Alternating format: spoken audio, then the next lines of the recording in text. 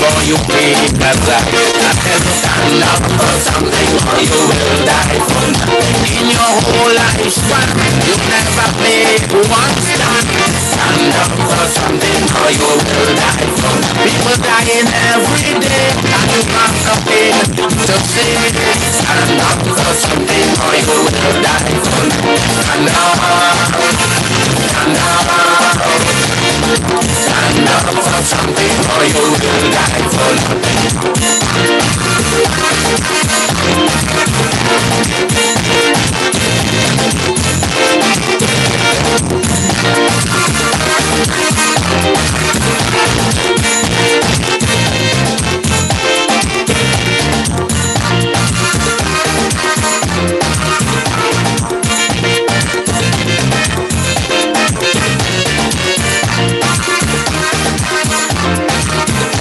Workers out striking, black cats protesting. Before you join the fight, you rather break the strike. You like the condition, so they fight in election. Before you sympathize, you rather break aside. I tell you stand up for something or you will die for nothing. Corruption down with road, still you will not vote. Why? Stand up for something or you will die for nothing. Killing going on every day, you have nothing to say. Stand up for something or you will die for nothing. Stand up, stand up. Stand up for something or you will die for nothing.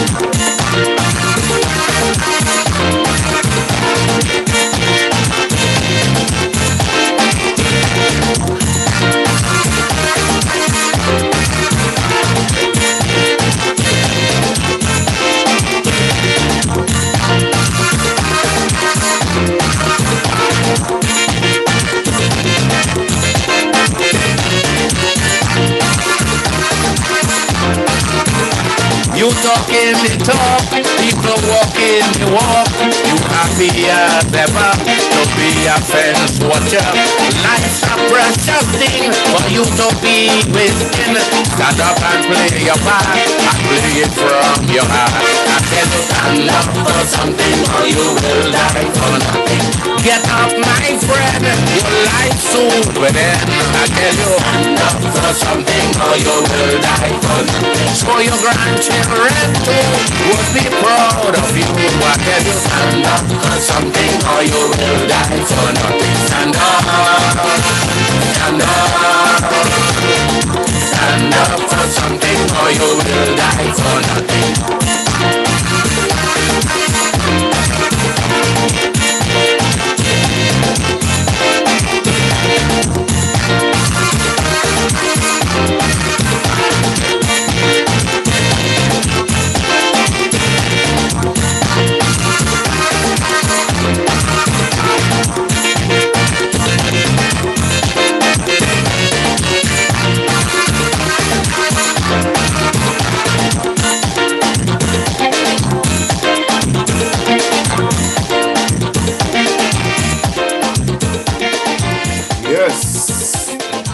Good night, Comrade Delbert Baptiste. Stand up for something, or you die for nothing. Yeah? That's man, Dr. Leroy Callis, the Black Stallion. What say thou, my brother? What say thou? Hello, B. Margaret is here. How you? Margaret was called upon, but she already left the building today. When Cello asked, "Is Margaret Francis here?" Yeah. Yes, he asked for your husband, but I said she left already. He said, "Oh my God, give her my regards." I said she's here. Well, Chuck, you already. I remember our conversation in the chat. They already left.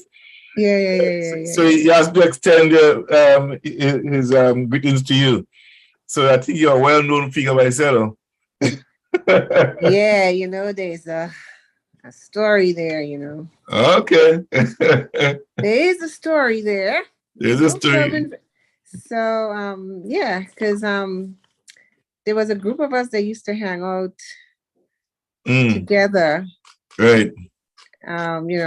And one of the girls' dad used to work in the ministry there. So Selwyn's office was kind of like a playground, basically. We used to be in that. We used to just go and take over the office. A group of high school girls just Okay. over the office. I mean, yeah, when he's not there, we would just sit down in the office, use the phone, sit in the chair, do it. Yeah. So you remember you said Margaret is here? Yeah, I think that I think that he was alive as he said when he came. Yeah. There are a lot of stories. Yeah, there's a lot of stories, you know what I mean? Yeah. There are a lot of stories. He was fully awake when Margaret being mentioned, man. Who mentioned my name? You did? No. Yeah, I think I mentioned your name, something like that. I said, Margaret here? Margaret Francis? I said, yeah, Margaret Francis here. Yeah, so he was like delighted to know that you was there, man. Yeah, so yeah, well, you know, a lot of times we this revolution talk never go away with nobody, anybody. It always register in our hearts, yeah. And for some time now, I've been trying to get Cello to come on here. Not only him, but I spoke to Abdullah and others, and you know they say that like Abdullah saying he been giving interviews and some of this stuff been used against him, you know, and they misrepresent what he said, you know, in many occasions, like things that he said that they twist it around and make it look differently, you know, and so he just decided, you know, he's not going to get involved in no media stuff anymore, you know. He have done enough, and he gave his story and he's sticking to it, and they decided to do what they want to. They turned it around, and you know, so he's just gonna lie low, do his thing his way now. When like whatever they hear about him now, it should be a different narrative, you know. He working, he have a 10-year-old daughter, and he's working on creating a future for her, and you know, and doing things differently. Actually, he has a book out. They could kill me once, I think. That's the name of the book. You can only kill me once. Yeah, and he's in the process of doing a movie coming up. It's based on one of the events in on the October 25th, where one soldier shot down the helicopter story. Yeah. So one of the film is based on that, partially on that piece. So I'm looking forward to that. I knew one of those soldiers, the one who shot the one down from Canteen playing. Yeah. He made a jail for a short time and he was released. Yeah. Yeah, but you can't shoot a soldier in war for shooting an aircraft, man. What's wrong with these people? You know what I mean? And talking about international law, America big more international law and greater than anything else, you know. And then a guy shoot a soldier down and then kill his soldier. Want to charge him for murder, all kind of nonsense and war crimes, you call that, you know. The man, you come to the man place, you invade the man place, and you shoot down your helicopter and kill your soldier. Want to charge him for war crimes? Hey, give me a break. You know what I mean? Why they come to war crimes and you know nobody want to charge them for it? Our local government going to charge the man for war crimes? Are you kidding me? You know, I think it was the guy. I think it was Preacher Man. It was the guy named Preacher. Okay. Yeah, Preacher is the guy. Preacher Man was one of them actually. And then Ricky Man. Ricky Man was the other man in Busheshu that really give the Yankees a run for their money to hear the command, like almost commanding the force over there. Yeah, Ricky Man. Yeah. Those are a terror, a big fight, man. You know, and when you think about this whole thing, you know, sometimes it sends like a bit of thrill up your brain, right up, you know. So yeah, Margaret and Deborah are here with us, folks. I forget to go live on my other device here, the official device. It's not happening the way I wanted to. My whole system shut down this afternoon on me here, and I just trying to. The YouTube is fine. It's just the Yeah, you know, actually, you tend to stick a lot. There's a lot of buffering and everything else on Facebook, but on YouTube, the stream tends to be fine. Yeah, I don't know why. I think a lot because the students downstairs are experiencing the same thing, and my neighbor is experiencing some of the same problem in this neighborhood, Okay. So I just wanted to make sure that these people, they give me a ticket number to call them back, and I did. Somebody sent me this week. I have to look on my other phone. Something about an app that could be helpful. I have to look at it. This week was a kind of crazy week. But okay. It's some new app that almost allows you to broadcast like the traditional radio station. So I didn't take a look at it. There's a lot over there, yeah. But if your service provider is not giving you proper, if you don't have the bandwidth, yeah. Just for me, I have the ultimate number one, bandwidth for my system, and for some reason, Roger's just not delivering, Yeah. Yeah, that's not delivering, man. I was down for Saturday, like 2 weeks, 3 weeks ago. Saturday, Sunday, Monday, until 8 o'clock. Yeah, about 2 weeks, a month ago, something like that. And then they keep fluctuating up and down. So I don't know why, these people, and they charge you so much money for this service, Yeah, a lot of these big telecommunication companies, they have not invested in new equipment and to deal with the influx of the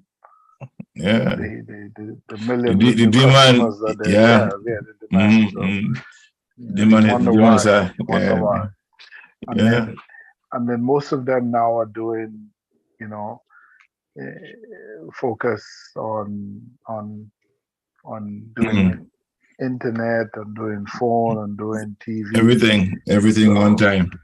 Traditionally, when you had separate suppliers for these services, it tended to be a little bit more stable. I have problems here too. Sometimes the internet just goes down. Right. Who's your provider, Delbert? I'm embarrassed. Xfinity. Well, so I had Optimum, and Optimum was good until they were taken over by what's the name of the company? Like, I don't even remember who it is, but they were taken over by this company, and since they got taken over, the service has just plummeted. Yeah, a lot of companies, they do that, and then they just fall apart on you, But what can we do? We are the Mosses, right? Yeah, unfortunately. Yeah, Xfinity service is just horrible, And I think now Verizon might be coming into my area, but before it was just Xfinity, and right, because they had this thing where they sort of cut up the area to maintain a sort of monopoly that they didn't thread on each other's, it's ridiculous. Yeah. I think they do a cut in every area, These companies, politicians, all these people doing all kind of crazy stuff, resetting boundaries where they know, for example, in Toronto, there's certain boundaries that have been reset. One of the ladies I had on the show interviewing her she went for council. And after the election, she lost, she came in third. And I go and revisit the boundary. They say the boundary changes, right? Electoral boundaries change. And I go and revisit her boundaries. She get a whole big chunk of industrial complex area. I mean, there's nobody even people walk there, don't leave there. You know what I mean? Like, how could you give her? I mean, she's a black woman, and the industrial part, and then you have a whole set of Portuguese and Italian people living in that neighborhood. Yeah. They give her Jane Finch, fine. Yeah, but Jane Finch is a small community, it's not a big community. And the other side of Jane Finch is Portuguese and Italian straight up. The white people. So, they cut the boundary and they give the other white guy on the other side a whole lot of people on the other side. So I said, there's no way she's going to win this thing, In Scarborough, they didn't have a choice because the guy around there the Scarborough neighborhood is a very big neighborhood, and there's less industrial, and a whole lot of black people live in that area, so the black guy win again. What they try to do, they try to bring some sexual assault charges on him, so he wouldn't win. Then, so he continued running, and he got a landslide. I'm talking about big time, 300 and something thousand votes. You know what I mean? Compared to the other 2,000 votes and stuff like that. So he really win in that area. You know, so I think there are stuff happening, and they're trying to, even though when they see a black person really step on is finding favor among people, they can have a shift and stuff. For example, my neighborhood, as I put on one side, they put me on the other side, and that other side is again the Portuguese and stuff on Italian side. So, you know, my vote still is important, but at the same time, you know, there's not the black people voting on the other side. You know what I mean? I can't go for the next side to vote. And a number of people complain about it. The boundary have shifted, you know. And that white politician is too black. Then they change, they the shift, you know. They know what they're doing. The white politicians who have a black favor, they shift these boundaries as well. That's what they do, you know. So there's no way all they're trying to do is cut you out of get. They say, come on, be part of the process, sit at the table, but you know, you get a seat, but you're no fool. You know? Same thing happens here. They can tell you about the gerrymandering that goes on. Oh. Yeah, you still sing for your supper. You know what I mean? Yeah, unbelievable. I mean, and they're not even ashamed of it anymore. No, they're not. No. Instead of you picking your representative, the representative are picking who they're picking you, exactly. They're picking you. Yeah, it's what it is now. I don't know, man. However, tonight, I know we had a long afternoon from 2 to 5. Well, I missed my oil down. You know, I went there and they said my oil down sold out. Yeah, I supposed to have an oil down, two thing of oil down. And those are looking for oil down in Toronto. The best place to go is at Ola's Kitchen, right? It's a great lady. She has a nice kitchen. I thought, what was her name? Lucy this morning? Yeah, oh my God, Lucy was brilliant. It was pretty funny. I had to use that. Yeah. She was controlling the gates at a Grenada function, and somebody came and said they had no money to pay. So she said, you could only get it if you know the recipe. You know the real recipe for oil. That was hysterical. You know, I just love it. It is funny. I went to the meeting to oversee the election, right? And everybody introduced herself. And when he came to her, she said, "Yeah, I'm Lucy Mooney. You could tell by my figure, right? She's skinny." She's so humorous, you know. Oh my word! Yeah, she. I think that organization is a very. People talk a lot of ill about the organization, but the people talking ill about it do not come in and be part of the movement and to help make changes and stuff like that. And when the function is going on, a lot of stuff, people see things happening and they say, oh, well, you know, they get lucky. But there's a lot of instrumental people who have good careers and background in organizing and involved in everyday work, you know, that requires a skill at that level. So when they come, like she was, Margaret, that lady was walking to the event. And she realized there's a need to be filled. Parking was a problem. You know, people don't know who to park. She was taking over. And she was not part of the organization. Yeah, but that's the thing. That's leadership. You're either part of the solution or you're part of the problem. And she became part of the solution. And I couldn't find another thing, but just to, you know, how she become involved in the process. With she biggest green and flag, she said, you know, she just take over, hire herself, be part of the movement, and just create a. So from since then, she won to organize all the parking and transportation arrangement for the organization. And that was so amazing, man, you know. Yeah, so today, I mean, Mikey was there last week and he was here this week. What you thought? Let's talk about what they. Okay, let me say something. A number of things that were discussed today and last week. For me, I'm not shying away from this. I always say that the Maurice Bishop and the Unison White Man and stuff, they really had planned to kill on the other side. This is no joke about it. That was a given. We have several information that came to us, and in particular, I received information directly from UNIT to surrender office or that one way or the other. You know, they have done that. Weeks before, St. Paul was threatening soldiers in the unit to pick a side, you know, because blood go run like water up here. He took the armored vehicle and put over. They have a garage for the armored vehicle. Take it out in the garage and put it in Morris yard, and say, people just die. You know what I mean? Came from Cuba with the same feeling. Just pick a side, you know, and those stuff. So all this threat and stuff that was uttering before, or before the stuff really break down, before you get to the public domain, it was happening on top of the hill. You know, St. Paul had his way of doing things. Another thing that St. Paul and did was the Tuesday before the 12th, St. P and Errol had this conversation with Morris, and the whole idea of if you don't go, you're gonna have an accident. That was told to Errol. He put that to Fuchs, and that's why Fuchs make him put the letter together and send it officially, make a documented letter, and that read to us in PS, Personal Security Unit. So that I know, that was no coercion or anything like that. That was definitely the fact when he was leaving to go down to meet Miss Teresa Morris Cook. We want to get her before she get up to work. You know, Errol decided to go somewhere else. You know, he go first. And Miss Teresa was just coming up the street, and he had to tell her to go back down, drop her back, and to spread the rumor.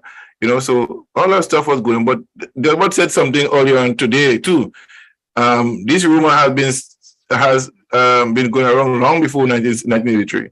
You know, yeah. I remember in 1979, around April, May, I was sitting in front of Carl Taylor's mother's shop, and that was a discussion that was held in the shop there. You know, yeah. And that was a long story. I think Maurice realizes it, and there's a trump card for him to use, and he used it well. You know, so the whole idea, one way or the other, people have died, and if the other faction had gotten hold of the military, get the upper hand, a lot more people have died. I'm a firm believer in that. A lot more people have died. I mean, there's no right way to do the wrong thing. You know what I'm saying? It was wrong. What happened, and that I think men, when they sit back now, look back in retrospect, wow, we could have handled that probably better. You know. But my question is, how better would you handle if you have arrested them? The situation would not even be better. You know, when the demonstration have continued, there'll be more chaos in the city. Everywhere it'll be more, it'll be harder to manage. Yeah? It'll be a lot more trouble to manage either way on both sides. And it's gonna be in a very dark place, you know, even than it is right now. So several have given an account to a lot of stuff. Of what had happened. But the serious thing about it is the party had made a decision. And the party was locked up a lot of internal operations and stuff within the CC, for example, you know, and they made up a point that number of the people on the CC at the time was the head of national security. You had Chucky, you know, all those men was in the security operation. You really couldn't separate the two. No, you really couldn't, you know. The reason why we didn't take Bonner to the airport, again, the question of the Angola situation came up several times, more than one meeting with the Cubans, and they would not give a straight answer. Would we face an Angola situation with Shobali Airport? That was not answered. There was rumors about it, and within the ranks of the Cubans and the Grenadian security forces, question about it, and they would not give a straight answer about it, you know. So the risk of taking Bonner and the rest of the party members to the airport was a high risk. So we decided it was for the safety of the team, and the rest of people wouldn't go take them to the airport. And there was also confirmation that on that flight that came from Cuba, the executioner was there, you know, on that flight. So reached nobody airport, the flight delayed, coming later than it's scheduled to be, and it was an unscheduled flight going to Cuba. It wasn't a planned flight to go to Cuba to come to Grenada. So the forces was picked up there and accompanied Morris to Grenada. So all of that, you know, and simple uttering threats from Cuba that Blood Gorona would only come to Grenada. So he being one of those persons making those threats at the same time, you know, he sent a lot of wrong messages back to the folks back in Grenada. Well, the chips fall where they may, you know, and I mean, one of my most nervous moment was October 19th. You know, I was scared like crazy. You know, what would have happened? That's why I asked Salo that, but I didn't think he was genuine in his answer. And something that was not part of the conversation. I actually know the guy who led the. I don't know if you could call them a unit, a gang, maybe maybe a better term, who went to cut off the service with at the telephone company. Yeah, that way And with them, Don Ross and them. the Mm. gentleman was a long time opponent of the revolution.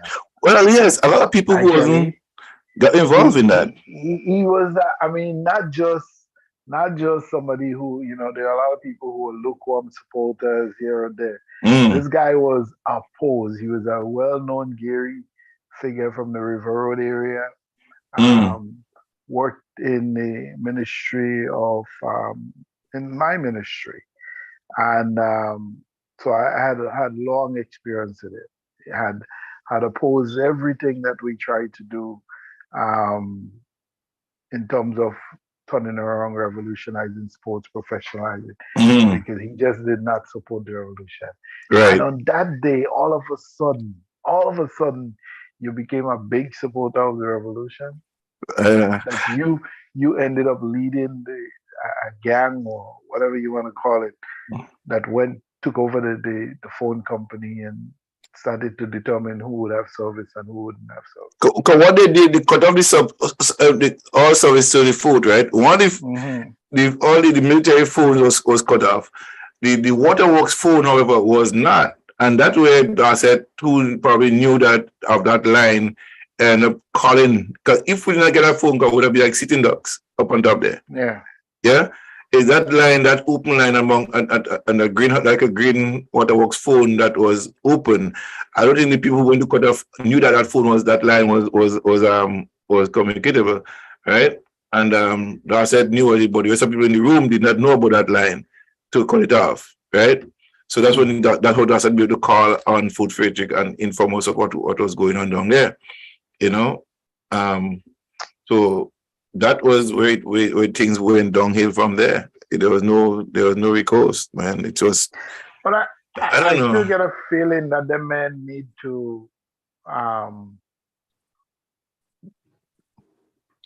don't know if I would say that Cello was not telling the truth, but he definitely was holding back and sort of trying to lay out some kind of narrative. And I wonder if they're doing that in respect of Morris, or that, because what are the repercussions now for them? Nothing really. So there's still a lot of information out in the public domain that has neither been denied or confirmed by the leading figures. And I think that's unfortunate for us, Yeah. There are people that still really, really hurt over this thing. I'm telling you, the people, and there's some that's just using the tragedy to grandstand, of course. But there are people that remain enormously disappointed over how this thing unfolds. Yeah. I had a friend one day, still, and for years he used to call me and say, boy, is there a way for us to turn the clock back? Just, I mean, and it became a sort of obsession of his that this can't happen. This couldn't, we have to turn the clock back. We could fix this, and because he was so disappointed, I mean, and what was troubling about it is these were people who probably, when the revolution happened, were not really big supporters of the revolution, but then when they saw what was happening, the gains that were being made, how they became really, really, and he in particular was one of those people that come out of a very strong Gary family, and he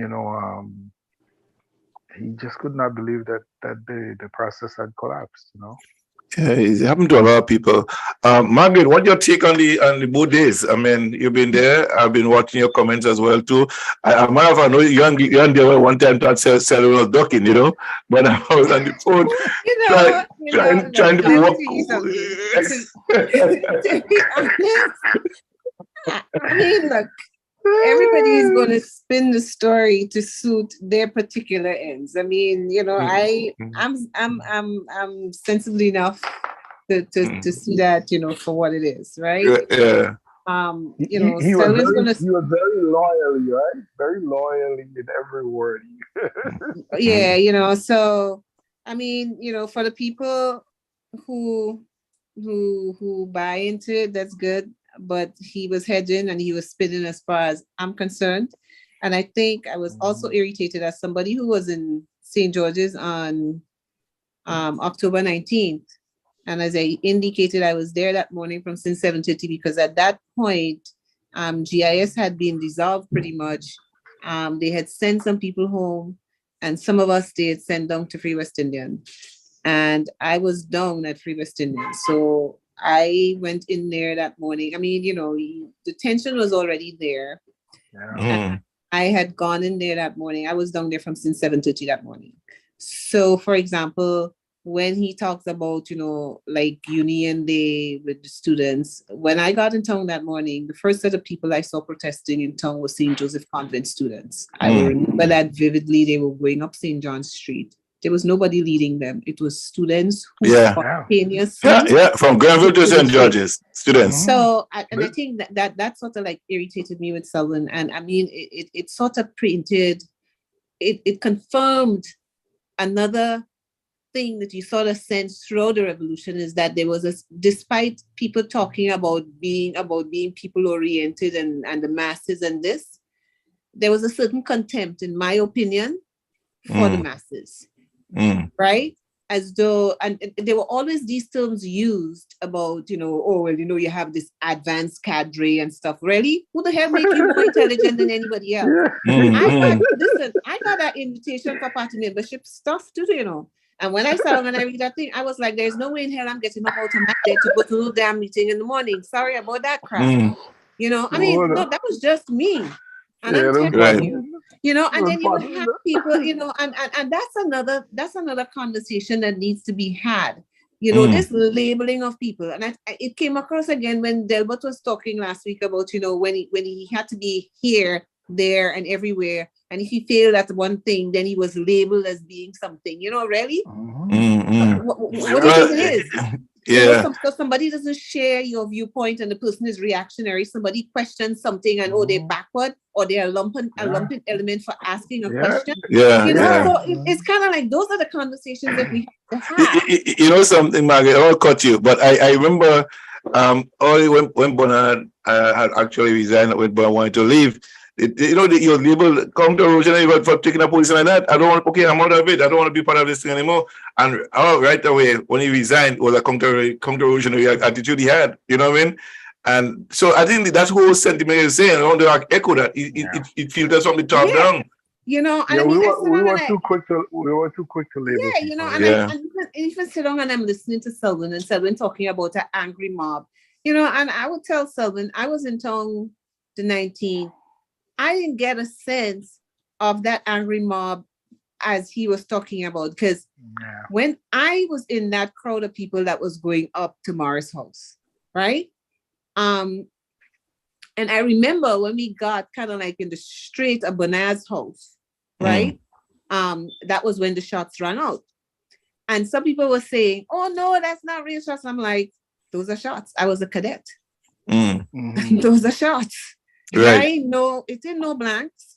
Those are shots. Right. And and people started turning back. And I remember Karen Grant was walking with me. It's another friend of mine. We were going up together, and she was one of those who turned to people and said, no, let's go. They would not turn the guns on people because people were of the opinion and the belief that the army would not fire on them. Right. I don't like crowds. And I know going up there was just that one way going up. So when that happened, I just said to myself, you know what? I'm not going any further. I turned back.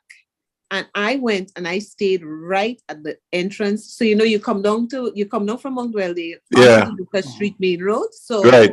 right. Yeah. So I stayed right by the Governor General's gate. Right Okay. there. Okay. Let me ask you a question, Right there. Margaret, because Mhm. right that gate there. My first assignment in the morning was to go pick up Yvonne, selling wife, and drop with Jonesy to drop out at her mother's house. Just at the foot in big enough Mount Parnassus there, dropped her there. And we went down to Mount Parnassus, and when we going down, we met Chester, and Chester said to us, the masses are in the street, they demonstrating going up the street, coming up that street. Right. So we went down to River Road, and all through River Road, we shouted, we want to lead her. Where is Morris? Right? So we were driving around, and then we come up Cemetery Hill. Right, and I said, Josie, let's put on the window so people see that Morris is not in his car. Right, because people was they're moving Morris around, because and so we got up to the gate, the same place you're talking about, right? Jackie was on the bottom side, and we got right there, and the crowd was right there. A guy, the window was down. A guy took up some gravels in his hand right in front there, and he threw it right in my face in the car. I said, like, oh my God, I had my weapon on me, and I said, like, if they told me the guys had to come and rip this car open, and I'm just getting nervous, right? And Johnny said, let's go on the bottom road. So we turn around, we go down to the bottom, and we park right in front of PS, where Gary House used to be there. We parked there, right. And we began to walk up that hill, and right as we walking up there, Margaret, that's when we heard the gunshot going off. I said, oh my God. And the other students going to be here with us. And they started running. So this girl from Grenville, I know her very well. She lives down the street from me right now.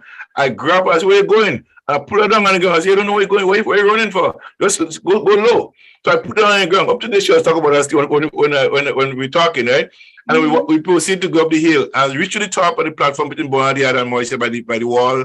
That's second. I know there's two gates, right? There's one entrance and second one. Right there, I was talking to that lady. Perhaps you might know her. Her name is Pauline Adams. She's a friend of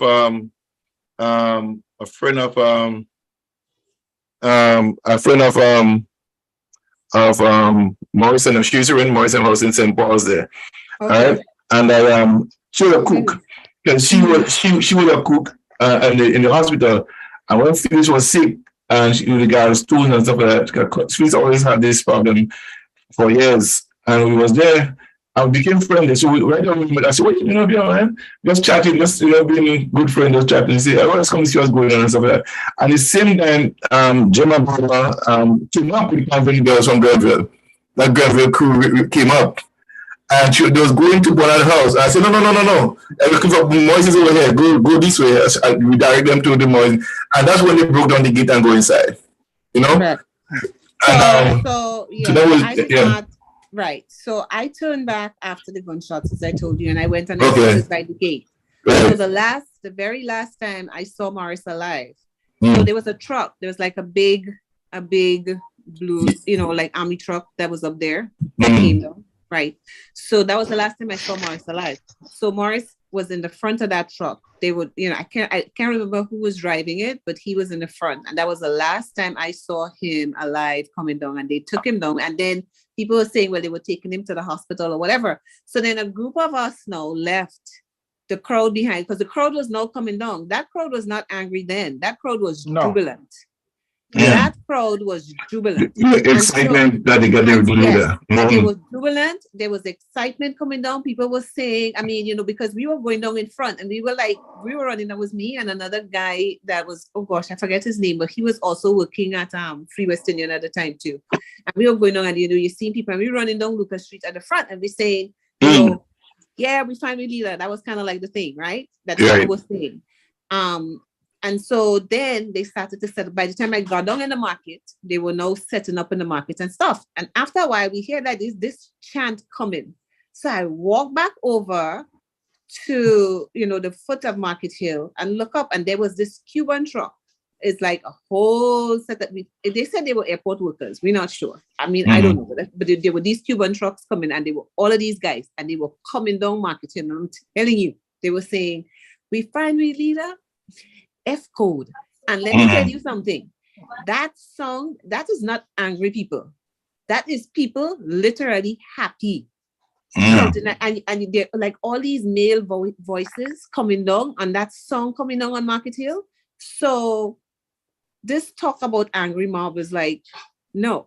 The people in the market were literally expectant. They were there waiting. And that's why when I heard that Norris Bain was killed, I was shocked because the last time I had seen Norris Bain, he was in the market. Yeah. Because if you remember how the market was, where that building was, so you know that big building there on the side where they had like the offices and stuff. So Yeah. they use the bottom part is the part is where they would set up a To stage. speak, People yes. were having anything to speak. So they were setting up there. That's the last place I saw Norris Bain. Right. I know that he went up to the fort. I never understood the decision to go to the fort. I just never understood that decision. That's a bad call. I think from whatever angle, it's a very bad call to make. Who made that decision? Who influenced that decision? I don't think that Morris was in a position to make those decisions because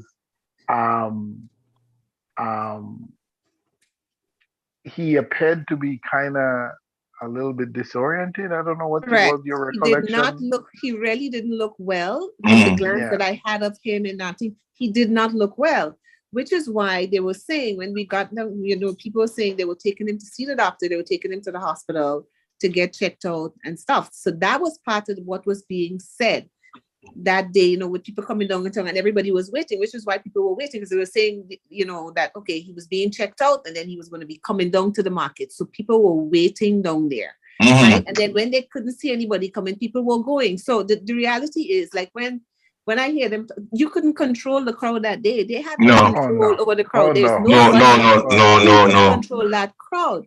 Exactly. The action was spontaneous. It was very, very, very spontaneous.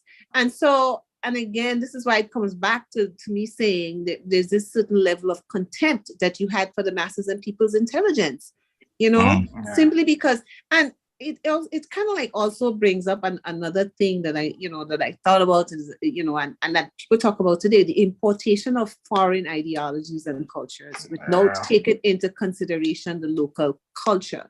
One must always, and I remembered one of the books that I had read, and I still have it here, is How the Party Came into Being by Lenin. That was kind of like one of the things that they had to read. And there was a line in there, I may not be quoting it exactly, but him saying that socialism is not really something that you could do wholesale. It's like a system, a number of ideas that people need to adapt to suit their given situation.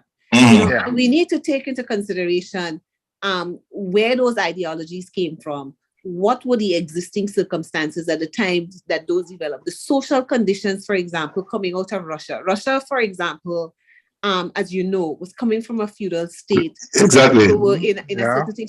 So that kind of cultural experience and everything else was suited to the development of that particular culture at that time. Worked there. But you can't take that and import it like the Caribbean, where our experience is different. Our influences are different. And figure that you want to come and pick it wholesale and drop it there. It's kind of like how we take up wholesale a British system for our constitution and take it and dump it there too. And you want to know why we're so messed up? Because it's just not something that's indigenous to us. Right. I'm not only sure what you said, because I think along the lines of the Maurice Bishop ideology and stuff like going on there was a rejection of the Cuban influence on how Fidel wanted Grenada to model after the Cuban Revolution, and the objection that Fidel can determine how Grenada should be run. And that was a big thing. I didn't hear several speakers. I wanted to speak to that, but that's was something that was being said among that same era. What was happening that Fidel can't determine how Grenada Revolution is run. Our experiences are different than the Cuban experience. So you cannot have the Cuban experience imposed on Grenada. So that's another big talk that was going on as well. That the Cuban style of socialism can work in Grenada. The model that Fidel used for Cuba cannot be used in Grenada. I think there was talk that Fidel can tell us what to do in Grenada. He's not. And just as how that Cuban model could work in Grenada, the Russian model could not work in Grenada. Either. None of them could have worked. So the whole idea was building Grenada out of the Grenada experience. I think that was part of the struggle. But listen,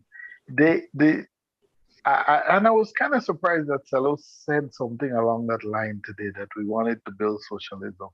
Because the reality is that, okay, especially in the direction of the economy. The whole direction was for mixed economy. Yeah. If you speak to some of the leading businessmen of the day, they would tell you of the tremendous support that they were receiving from government. So if you really truly want to build socialism, you're not doing anything to further empower Capitalism. Yeah. capitalism. It's Mm. kind of funny that he said, like, then told him in that meeting that he's a socialist, he's a socialist capitalist. Yes. That was an interesting. Yeah. I've heard the term capitalist with a conscience before, but I never. Well, I think if you get a copy of the Revo Economics 101, I think I send that to you. Did you receive that from me? Okay. No, I did not. Okay, because you and I spoke to Tessa the evening after, but I had that interview with Tessa, that 4 hours discussion. I have to look back. Yeah, I think I got that. Yeah. Okay, Margaret, I was trying to say it to you. Okay.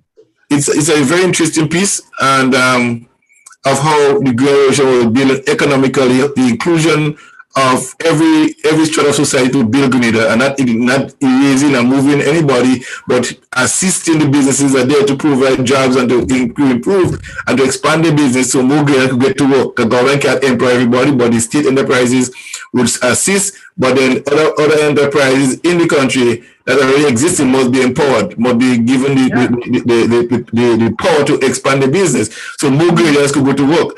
I think he stated that he wanted Grenada to be a middle class society. So the more educated people you have, the more people will have jobs, the less multi-family homes you will have. And he make mention of the international airport moving to St. George's, which may take away a lot of people from the food group. You understand? And created a new environment in St. Andrews with a new agro-industrial plant and expansion of the port in Grenville, which they already received funding for to begin 1984. Right. So all of that was in the making. So then, what Barr was saying on the show is that they want to create a kind of a what do you call it, shantytown kind of thing in St. George's.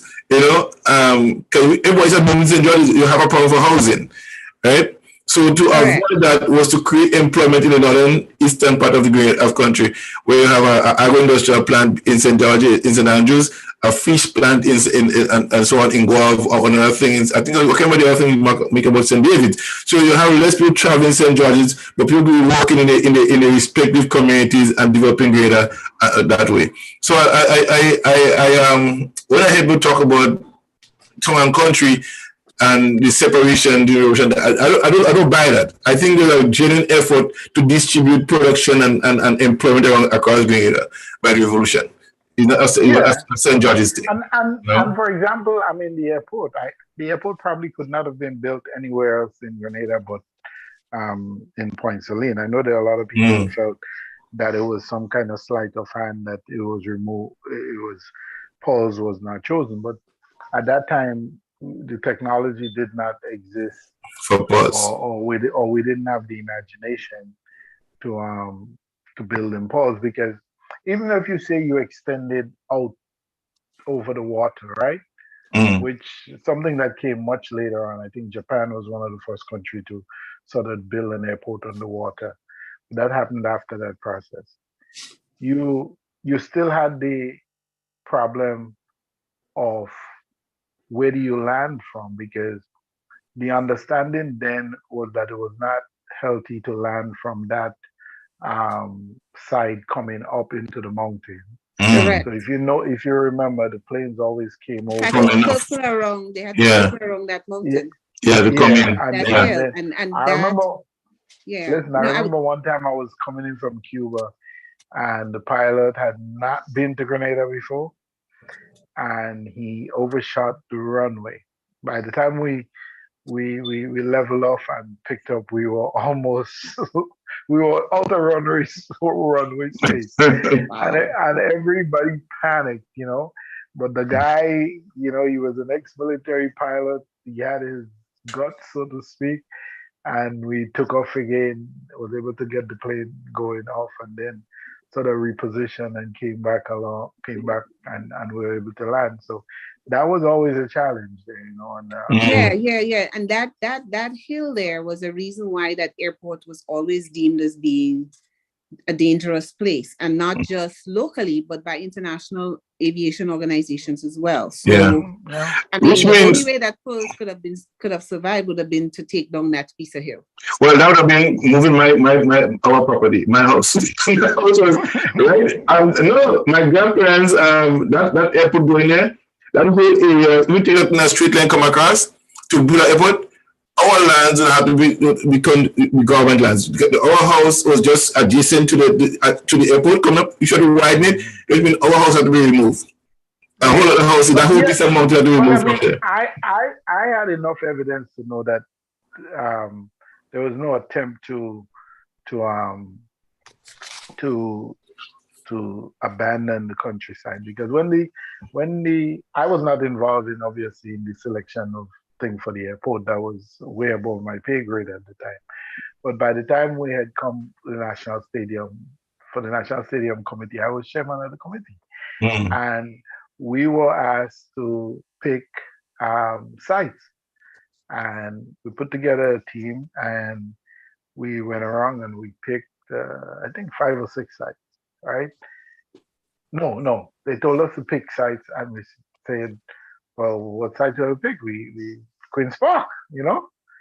And Morris said, no, do not assume that the stadium will be built in Queen's Park. He said, no, go back to the drawing board and give us some recommendation. And we went, toured the island, and we came up with 5 sites. You know, we came up with obviously Queen's Park was part of it. We came up with one in Lasajes. We came up with Plains. One in Grenville, and I forgot where was the 5th one. And then they sort of eliminated eliminated Grenville, they eliminated Plains and Lasajes, Queen's Park, and the 3rd one was on the drawing board. And we were waiting, and all the time the party is going through its own paralysis. No decisions can be made. We had an attorney. She was not an attorney yet at the time.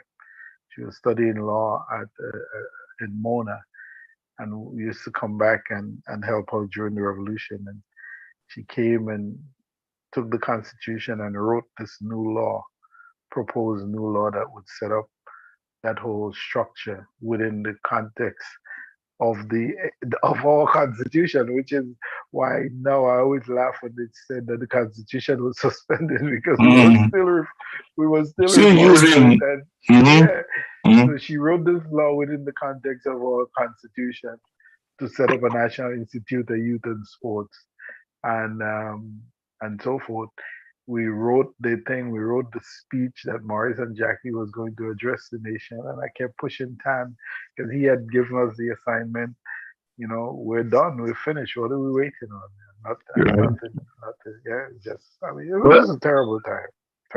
I think overall the ocean had one of the best plans for Grenada, and I still hold true to that. The fact that in 4.5 years you have 44 state enterprises set up, and they were not failures; they were all successful, breaking even. You know, I don't know. Recently, I didn't send it to you there, but Margaret didn't send you. There was a lecture about what I was doing this week on macroeconomics. You were doing that somewhere this week. I have the thing there. Sent to me. I shall share it with you guys, probably look at it. But so a lot of stuff that has been done, and people like to praise. A lot of people talking about the Green Revolution, but there's not much big discussion about the Green Revolution in many circles. And our friend Dennis Charles wanted to talk about his torture in prison and all the stuff like that, and all this crazy stuff that was done to him, and you know. But my focus was not to focus on that aspect. I want to focus on the gains of the revolution and the achievement that was brought to the people of Grenada. And I don't want to talk about him because he's not here to defend himself or anything. But I remember him some years ago. I think it was 2016 or 17. Well, I actually was in Grenada, so it was 2017. We were involved in this heated conversation. There was a number of people, and he attempted to confront Chicken, and with accusations of, and Chicken completely took his story apart. So then this was you listen. There were a lot of people who were detained who probably should not have been detained. But I won't say a lot. There was a number of them who should not have been detained. Either guilt by association or hanging out with the wrong crowd at the wrong time. Saying things that supposed to be saying. And it was probably fit that bill. But he also used to mouth off during that period. He used to mouth off a lot and say what they're going to do when they take power and those kind of stuff, whether or not he was involved in anything, because a lot of people have a lot of big mouth, and not doing anything. He was close to KB at the time because KB, I think, had a child with his sister. So the families were close. So, and everybody looked up to KB in that area. So yeah, man, all of us. That was not unusual. Yeah. But he was not a big fish. He would not have gotten any attention. So whatever attention he brought to himself while he was detained was again because during his period of detention, he used to mouth off the soldiers and tell them what he's going to do when they take over and this kind of thing. And if as much as we think the PRA and our security forces were highly trained, we weren't trained in a lot of things. We didn't know a lot of things. I doubt how many soldiers would have, at that point in time, read the Geneva Convention on Torture and all this kind of thing. This was not part of what, where our focus was.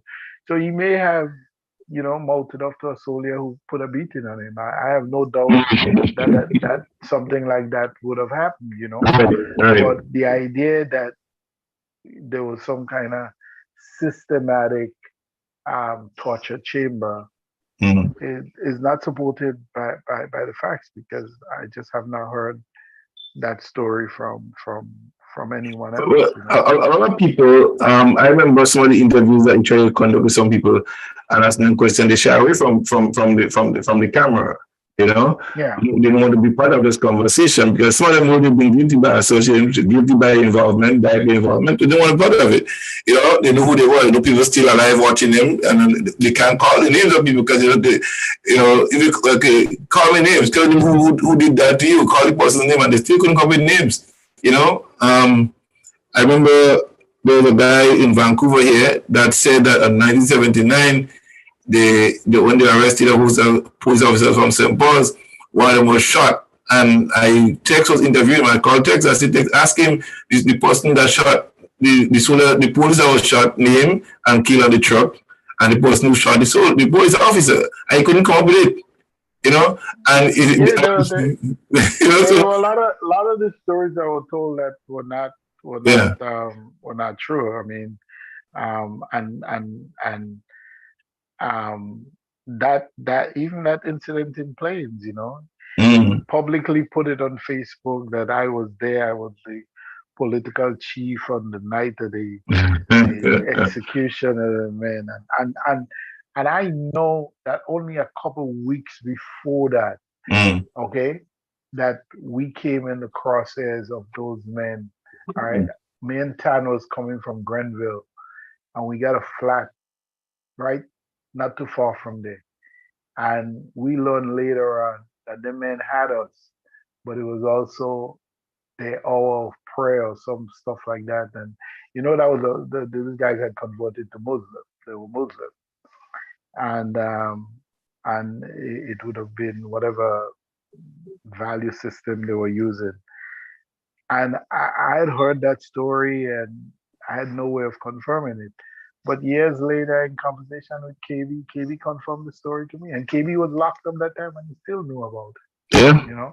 And told me he said, boy, that was a painful decision to make. He said, because personally, me and Tan was cool, and I know Tan was a good man, you know. He said, but we felt that if we could take out Tan, all right, that would be a real blow to the revolution, especially in that area, because Tan was commander of region 3. Mm-hmm. So if you could take out the commander, then you're basically telling everybody else you can protect your own. And almost every evening after work, that's who I was with, driving. You know, going out meeting with youth groups and sports groups and whatnot. Sometimes late driving in. All right, I'm dropping him off at home, and then at that time I'm living in St. George's, so I have to drive all the way back down to St. George's.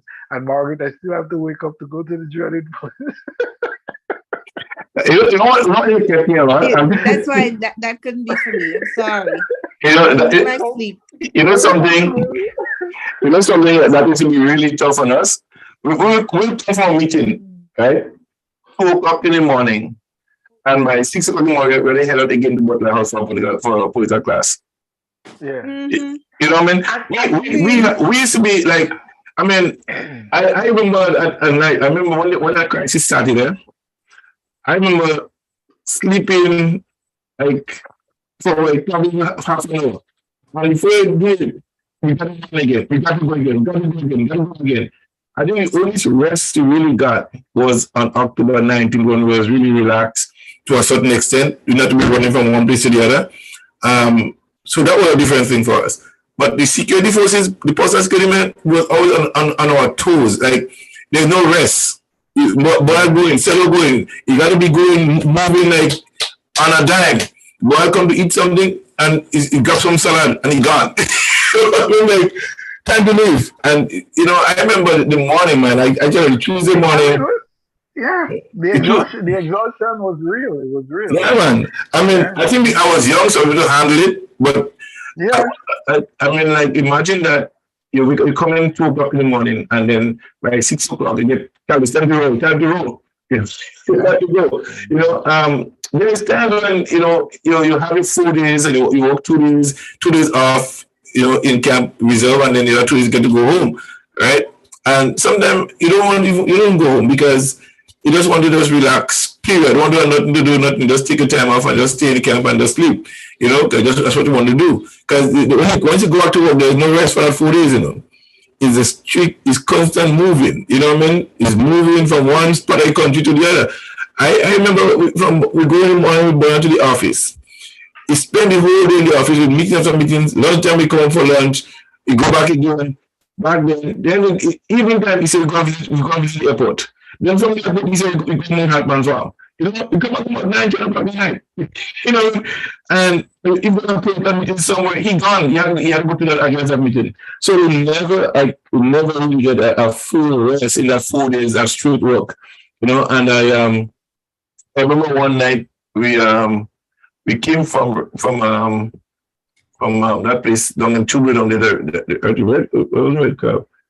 the restaurant down in Trubro down there, around there. And that's what I was working on that. If you tell him time to leave, you question your decision as a security officer, right? It was the same time to leave and you get ready, boom, right on a dime, you got to go. And when we coming up, right in the Margaret, right in the entrance there, and we turn up into the yard.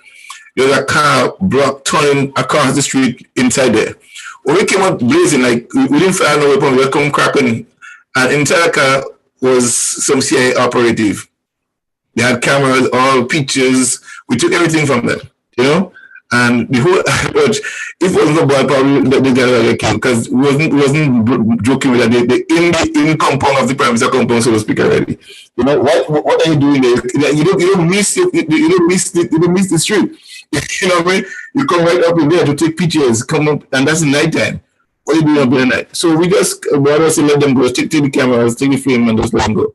And they had them I think they had on a plane the next morning out of Grenada. You know? So a lot of stuff, like we see a lot of stuff was happening around people come to Grenada, pretend to be tourists, pretend to be priests, pretend to be students. A lot of that was happening, you know? But there were special forces and they come to Grenada months before the actual event happened, you know. So it wasn't like no guesswork. They came in and they know who was what and everything like that, you know. But Well, there were people who were very familiar with the students, and that I was not, not one of my area. Obviously, I didn't live in the area, but there were people who swear that they saw people who they knew were students mm, within days in uniform yeah, doing intelligence work. After October 25th. So, yeah, yeah. you know, Lot of people. But I think one has to do now is to look back at the revolution and its progress in the 4.5 years and what the achievement was and how we could build on that at this present time in Grenada. What I too always said that the revolution was a blueprint for the future development. And I think yeah, that we have to really give it the revolution its due and look at what was good in it and use it, how they were able to accomplish what they have done in 4.5 years. Can we do that now again? Is there a mechanism in place? Can we put a structure in place to have that happen again?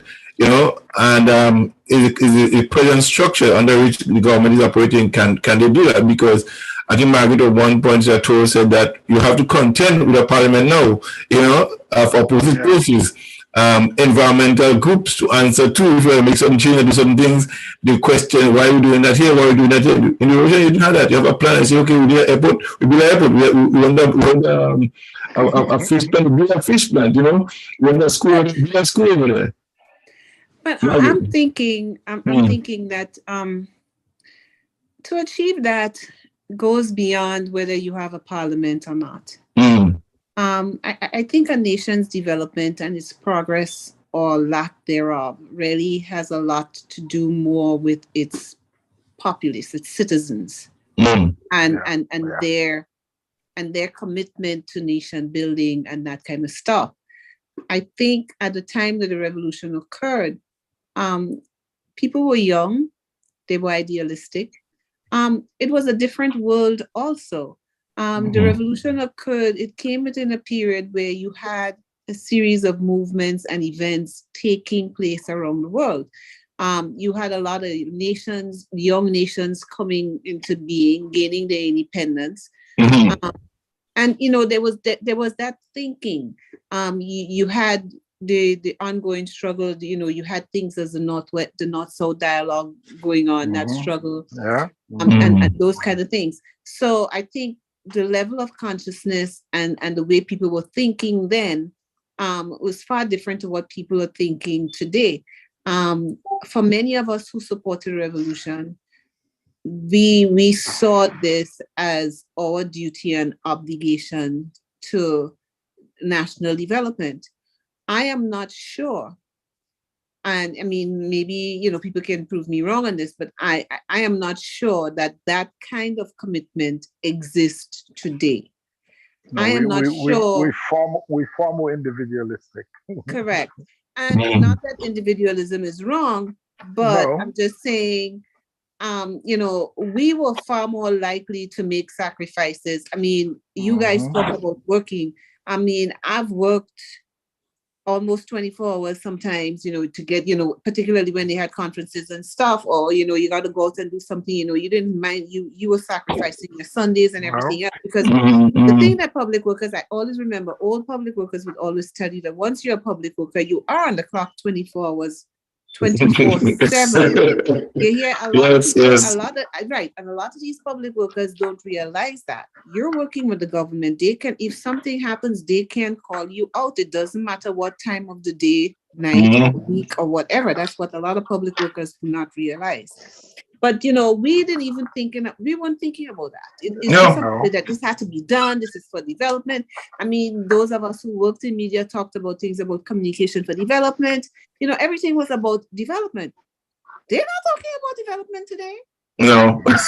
Their concern is about how I can grow rich quickly. Mm, yes. Their concern is about how I can stamp on the next person to To get the, up to the there. top. Yeah. So, Listen. you Margaret, Margaret, know, Margaret, you're so right. Yeah. You're so right. Yeah. I I so I I don't okay. know.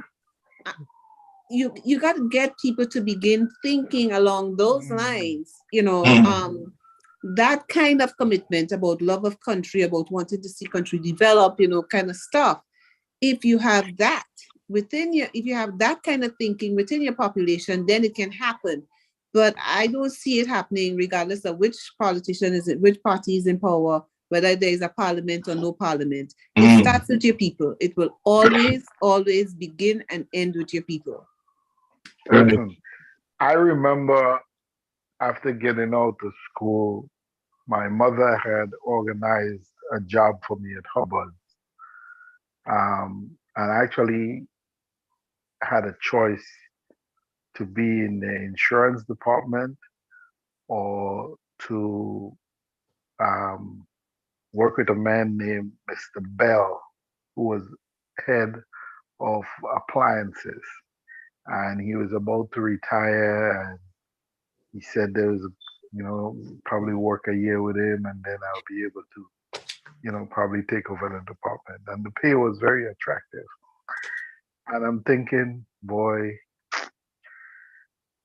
that's what I went to school for, Nah, I can't do that, But I can't tell my parents, I can't tell my mom I'm not going to do it, And my first actual job was a party job. I was not working in government. I was a party operative, being paid $150 a month. And it was nothing. It was a stipend. It was a stipend, right?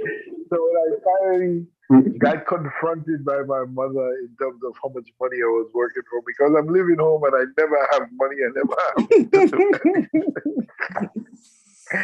And I told her, she looked at me like I was really crazy. But guess what? I was really happy doing what I was doing. Exactly. Exactly. We was all happy doing what we're doing.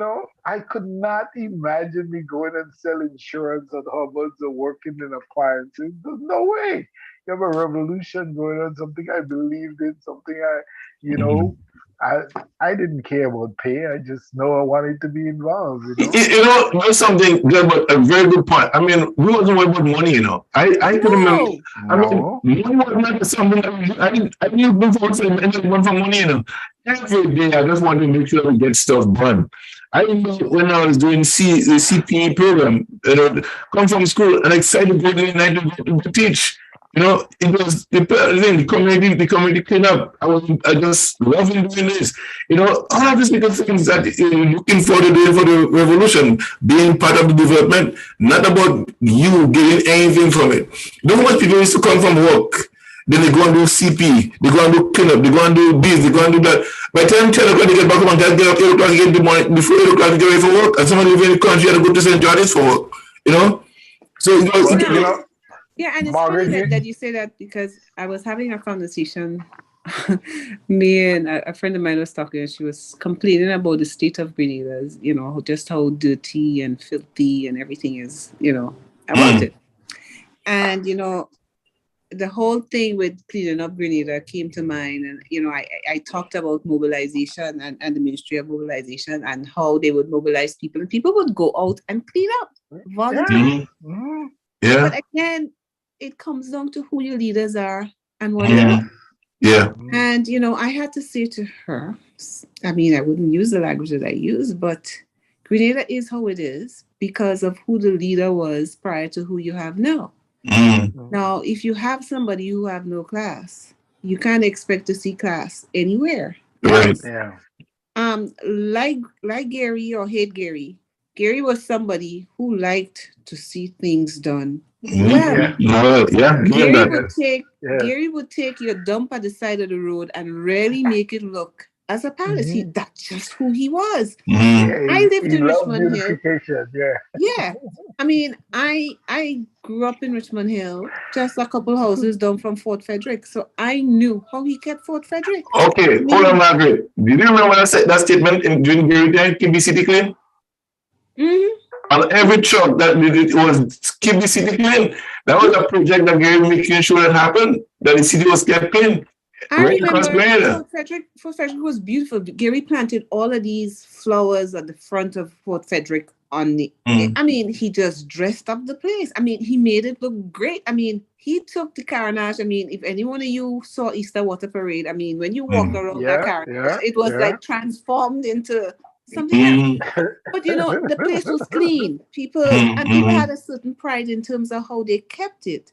And certainly in PRG times again, you saw pretty much the same thing. Mobilization, you got to go out and clean up. You see people come out and voluntarily coming out to cut things up and, you know, and clean up the place. And paint up the place. There was none of that. So you had a tacky leader before, and so now you have a tacky country because Yeah. people just dump things all over the place. It's nasty. They do whatever, and nobody cares. But that is because you've had how many years of somebody telling you that nasty is okay. Yeah. Yeah. You know, so there are all of these things. So we had. I mean, I don't know. A lot of people are saying, like, I heard somebody make a statement on a live. I think somebody made a question about the revolution and the commitment that people are making. And people saying, oh, they was all brainwashed. You know, some people call me a child soldier, you know, and I'm thinking like, are you kidding me? You know what I mean? So as give me the definition of a child soldier. A lot of times people take foreign languages, foreign lingos, and use it in the Caribbean as part of the conversation to win a conversation. You know what I mean? I don't buy into that. You know, I see all little nonsensical statements and stuff like that, and I just laugh at it because, I mean, they still brainwashing by the revolution. I mean, who are you really trying to convince? I mean, the fact remains that, yes, the revolution was not perfect. Yes, there was counter-revolutionaries seeking to destroy the effort and turn back the operation of the revolution. And I somebody questioned me about the happening in secondary school. The name and bring it back to what we do. That's the point I make was that the people who assisted the finance planting the bomb in the park are now part of the government. So we didn't want to put a name that is destroyed as part of somebody to look up to. They wouldn't do that. You know, they finger. And this notion of people being brainwashed. Yeah. I knew many people who didn't support the revolution. But for example, when there were definite threats of an invasion of stuff, these people, for the love of their country, they didn't like the revolution. They didn't support the revolution. But there was also a pride in not wanting someone to invade their country. There was also that nationalism. Yes. So it didn't come down to whether they supported the revolution or not. I mean, I could think of somebody right now. I mean, she's dead and gone. And I remember us having this conversation. Her husband used to work in the radio station, and they did not support the revolution. But when there was seemingly a credible threat that the US was going to invade this country, they didn't hesitate to get on the bandwagon and get people prepared and to do whatever. It wasn't about defending the revolution, no. No. It was about defending Grenada. Exactly. Because I think people understood the US kind of a mantra around the world, what they do to countries, and they were previewed in the media for a long time, and they read extensively about what America has done throughout the world. You know, there's nothing good after they have left, you know, and when they came in, there's nothing good. So the whole idea of they coming in, they start seeing already what could happen, you know, what would happen to Grenada. And we still can. Yeah. People were fighting. You see, I think something people miss is that a lot of people are also nationalistic. Yeah. People underestimate the role of nationalism as well. Yes. Now, a lot of people may not have supported the revolution out of that same nationalism because guess what? You're bringing something foreign to dump on me. Yeah, precisely. And if they don't see another thing, I remember reading a paper on Cuba, right? This man he was a shoemaker, right? Doing shoemaking stuff and like that. And when the revolution came, that was a no deal. It wasn't happening. And he was upset because they took it away from him, so to speak. And he had two sons at the universities. And when he looked back now, he would not have had the money for the two sons to go to university. But the revolution came and the two sons got to go to university for free. So he looked back in retrospect and said, you know what, it was I didn't like it, but then I benefited from it. You know, I was a better place than I was. I was not able to pay for my 2 children to go to universities, and the current system has remained that what it was under the Batistas. But now that I could get my children to go to university for free, I'm going to be doctors. You know, so sometimes, but Yeah. No, I was going to say, and it's funny that you bring this up because you know, when they had reached out to me to ask me, you know, about being on Beyond the Headlines to talk about the gains of the revolution, I was like, you know, I don't think I'm a good person to speak about that. And you know, I kind of like ran through a whole list of names and say, you know, I think probably you should, you know, speak to these people and stuff and whatever, which was where Val's name came up. And you know, but one of the things I remember saying to the person, kind of like just going through briefly, I said, to me personally, I would argue that probably the greatest contribution of the revolution was in the field of education. For starters, I knew what it was if I did not have a government, if I hadn't passed scholarship, my parents could not afford to send me to high school. What a lot of people fail to realize is that at the time when people like me passed scholarship to go to high school, if you didn't get a scholarship, then your parents had to pay for you to attend high school. At the time that I passed, the school fees in high school was $85, right? No, someone may argue, oh, $85 is not a lot of money.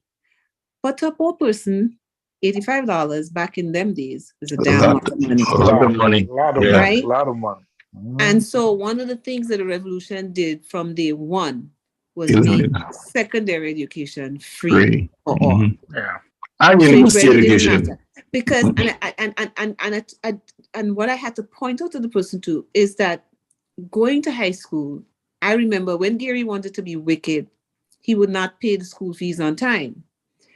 And so I remember many times Archdeacon Huggins is dead and gone. But many times he would show up in high school, you know, when we have assembly, and he would hear this announcement, all government exhibitioners, if your school fees are not paid by such and such date, you would not be allowed to attend classes. That has a psychological thing on you because you're a poor kid. You're dependent on government paying your scholarship so that you can go to school. And in the back of your mind is that if that's not paid, your education could be interrupted. So so there was that freedom that came when the revolution came and said, okay, this is it. Free high school education for everybody. You know, and then I also pointed out all these poor people kids who got scholarships because, again, what people fail to realize is that in those days, which was the process? The process was you apply for a scholarship, it has to go through cabinet or wherever or whatever, and they have to vote on it. Now, if you Mr. So-and-so, or if you're a supporter of the government, well, then you get that scholarship. But if you were not getting that scholarship. So then you had to either struggle and go your own way, work for how many years and delay the onset of your career, which is why you had so many people starting careers very late, because they had to work for years to save money in order to travel abroad to get that education, right? So that again was another thing which Grenada is benefiting from today, because many of the doctors who are serving Grenada today were those doctors that were trained in Cuba. Yes. Right? The revolution. Right. Yeah. Actually, yes. So that definitely first generation of doctors and stuff that, you know, that went off and was trained and came back and so that's who helped, and that they also laid the foundation for the middle class that you have in Grenada today. That you absolutely. See that and that intellect, that middle class is not simply a middle class, but it's an intellectual middle class. Middle class. You know, so it certainly did that. And so those are kind of like, and this is why I always say, to me personally, I would say, I mean, there were other things like the introduction of maternity leave, and you're being able to get maternity leave as a woman and get paid for, you know, whatever, paid maternity leave and stuff. When, I mean, that was just not happening in a lot of other places, you know? Yeah. So those are kind of like the things off the bat that I could have think of. Certainly the Center for Popular Education again, and this is why it comes back to my saying, to me personally, the greatest gains were in the field of education, because it just did so much to lift people up from where they were, you know, and bring them to a place of where they could, you know, it may not be perfect, but at least bring them to a place where they're comfortable. Yes. In 2013, I was campaigning in the Mount Craven, Mount Rodney area.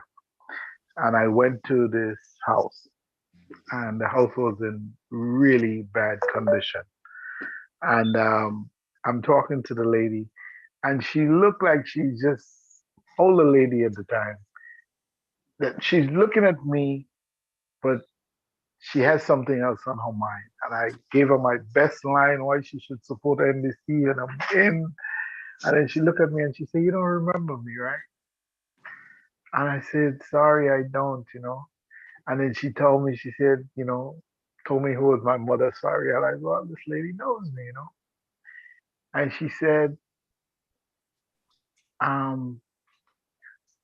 the last time I got help from a government, it was you and your people that came and fixed my house during the revolution.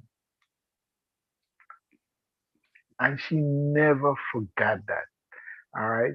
So here we had done this work. I don't remember in those days, you know, you have a housing repair program. And on weekends, we used to go around with a crew and try and help one neighbor or two neighbors at a time. And the house had since decayed, you know, because the material that were used back then was not the best material. And she told me, she said, "I hadn't seen you. I don't, you know." But she said, you know, she almost came to the point where she asked me, if she vote for NDC, is it going to be like the revolution again? I can't make that promise, but I could tell you they're going to do better. And it didn't matter what else I said. She said, well, just because I know you helped me the last time, you know, I'm going to give that vote this time, you know. And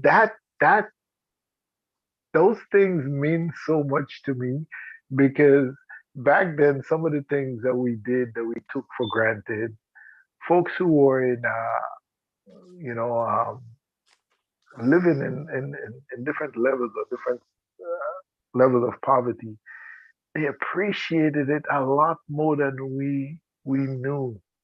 Or that we had the time to, because it was on to the next house the next weekend, you know. So we never went back and visited to find out if she was happy or anything like that. We just kept going, and it was just strange that I ended up at that house canvassing, and she recounting, remembering me coming as a young man and helping fix her house, you know. And so when you look at those gains, but yeah, clearly, Margaret, education, because the investment in education that the PRG made definitely led to today's Grenada middle class, you know. And like you said, that middle class is not only about, you know, where they are in the financial spectrum, but it's also formed the new that sort of intellectual community in Grenada. And it, for whatever reason, it put a new value in education. So these people and people around them now saw the value in making the extra sacrifice to educate their children. And that's a direct result of the revolution. Yep. You know, and you know, a lot of stuff we talking about, and the student prizes that was set up during that period was geared to the overall development of Grenada, Carriacou, and Pidimantink. It wasn't anybody looking for personal gain to build big houses. The leaders, ministers in particular, you know, they was going without anything. The houses that they living was not their house; it was government properties. You know what I mean? They didn't build big houses for themselves. It was just houses that were owned by the state, and probably foreigners who left Grenada and go and left their houses there. And the cars that they drove wasn't expensive cars. Like, you know, like the expensive car, I think the most expensive car Minister had in Grenada was Maurice de Cressida. And that was a decision made by security forces that the Prime Minister have a decent car that is able to take him without worries. back and forth to all these places. They had Hondas and Toyota Corollas and stuff like that. It wasn't expensive vehicles. Today they have BMWs and all kind of stuff. I think didn't Bernard had a 160J or something like that? Yeah, that at one time, and then Bernard was forced to take a Charmant. Yeah, the Corolla, the lead car, and then the other, the G you're talking about, the Datsun, and that had to change. And we getting a new Charmant, for him, because he was risky to that car break down anytime on the road and stuff like that. So I I'm going to say, Selo had to change from a Toyota to Toyota Corolla, and he get a Honda, a more reliable vehicle on the road. So it was not about personal gains, man. I remember one weekend having to drive Dix. I was going to a rally. I don't remember if it was in Siemens or I ended up getting called to volunteer. And I'm trying to keep up with the convoy. And, little tires screeching and thing. And Dix said me, listen, young man, that car is mine, that ain't no government car. I have to buy my own tires. I have to buy my own tires, So all I'm thinking now, listen, I ain't getting paid for this. I volunteered for this, And so when I get to the rally, I'm making sure it disappears. So you have to drive your car back down first. But Dix didn't have a problem driving himself. You know what? Dix has security. And Dix didn't want, he didn't have security or not. He was a kind of a renegade, kind of a maverick kind of guy. See, he was one that had a label slap on him, indiscipline. Very much. Yes. Very much indiscipline. Yeah, so there were some terms that you get slapped around. So you were lumped. Yeah, you were. But definitely. Dix wasn't in nobody's game. Dix was just Dix doing what he wanted when he wanted. Remember all that time, Margaret, when he came out of the ice cream place with the money and said that's his money? Remember that one? And then the other discipline for that? It's like, that's my money, and he was in charge of that. He got thrown out of the Central Committee all year. Yeah. He was too disciplined, man. This guy wasn't. There's certain things that you have to do as a leader, something you just can't do as a leader. I think he did not fit that profile of this kind of a good minister, did work. But the top level discipline will look up to him as minister and look up to you as that it doesn't work with him. A number of people got disciplined. This is not Maurice was the first person. Selo get house arrest or no house arrest for 30 days one time, it's something that normally happens within the ranks, of the period. You always know that, but that's something that happens when you step on the line and do something wrong. You didn't go to do Rich Mahil, but you get confined to your home, you work from home and straight to your office and back.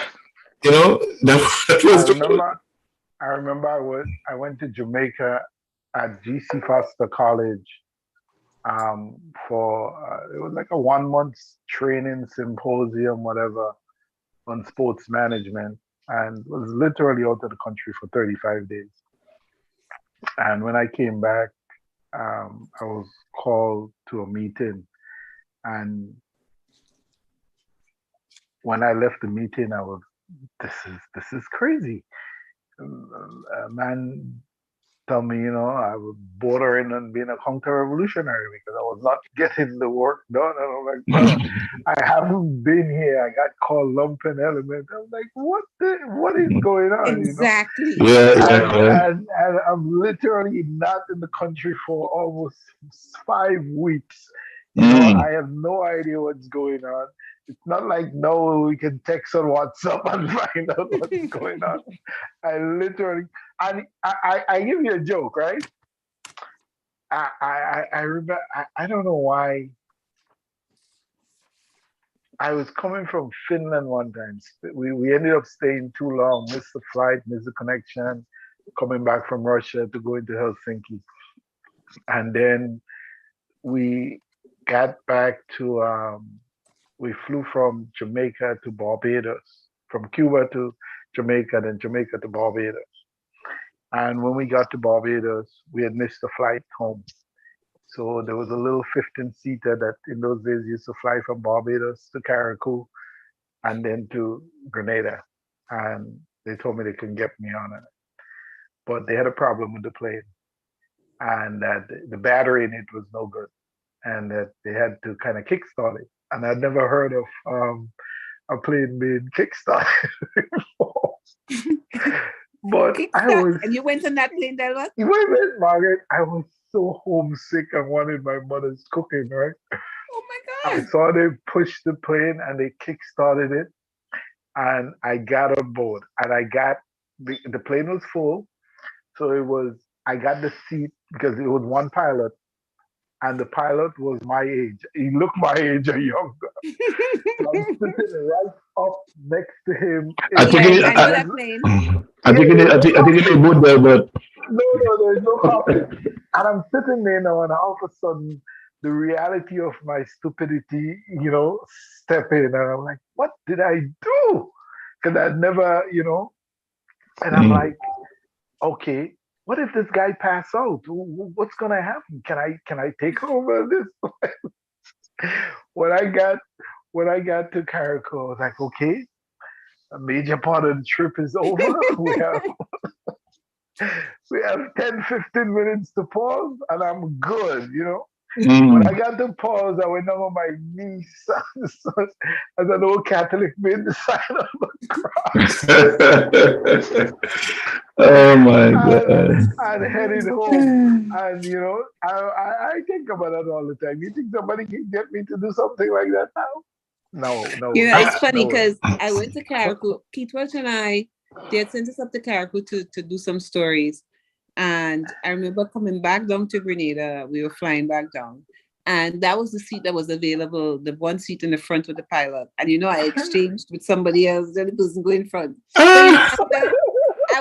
After I was sorry. But, the thing is that you're scared. And because coming into Grenada that evening, the sun was setting, and those cocoa trees, the young leaves on the cocoa tree, how it has that like kind of bronzish color sort of. Yeah. The sun hitting it, it was so beautiful to see. Even from me sitting kind of like in the back, that I regretted I didn't have that front seat.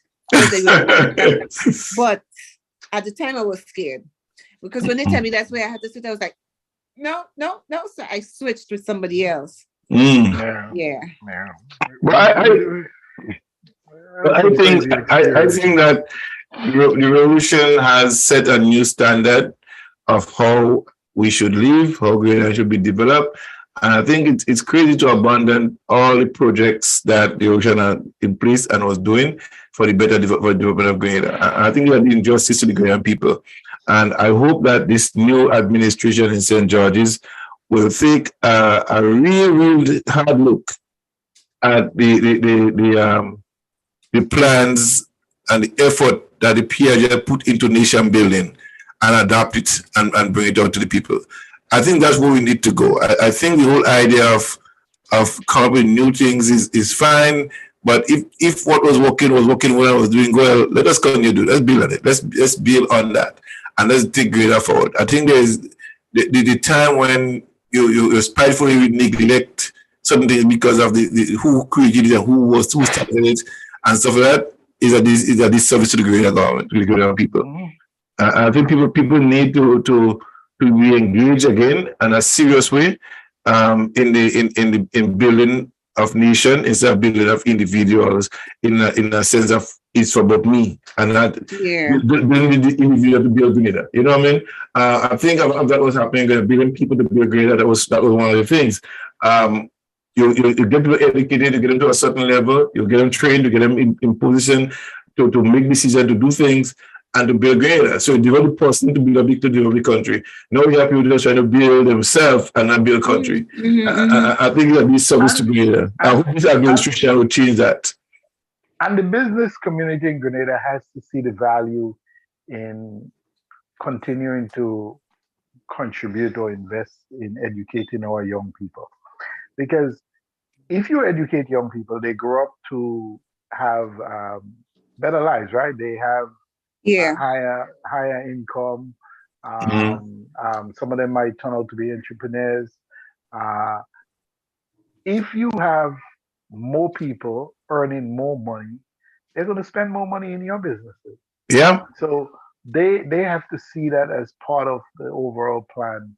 I'm not asking them to turn over all their profits, all the thing, but to really get involved in maybe you can adopt a school for a year, and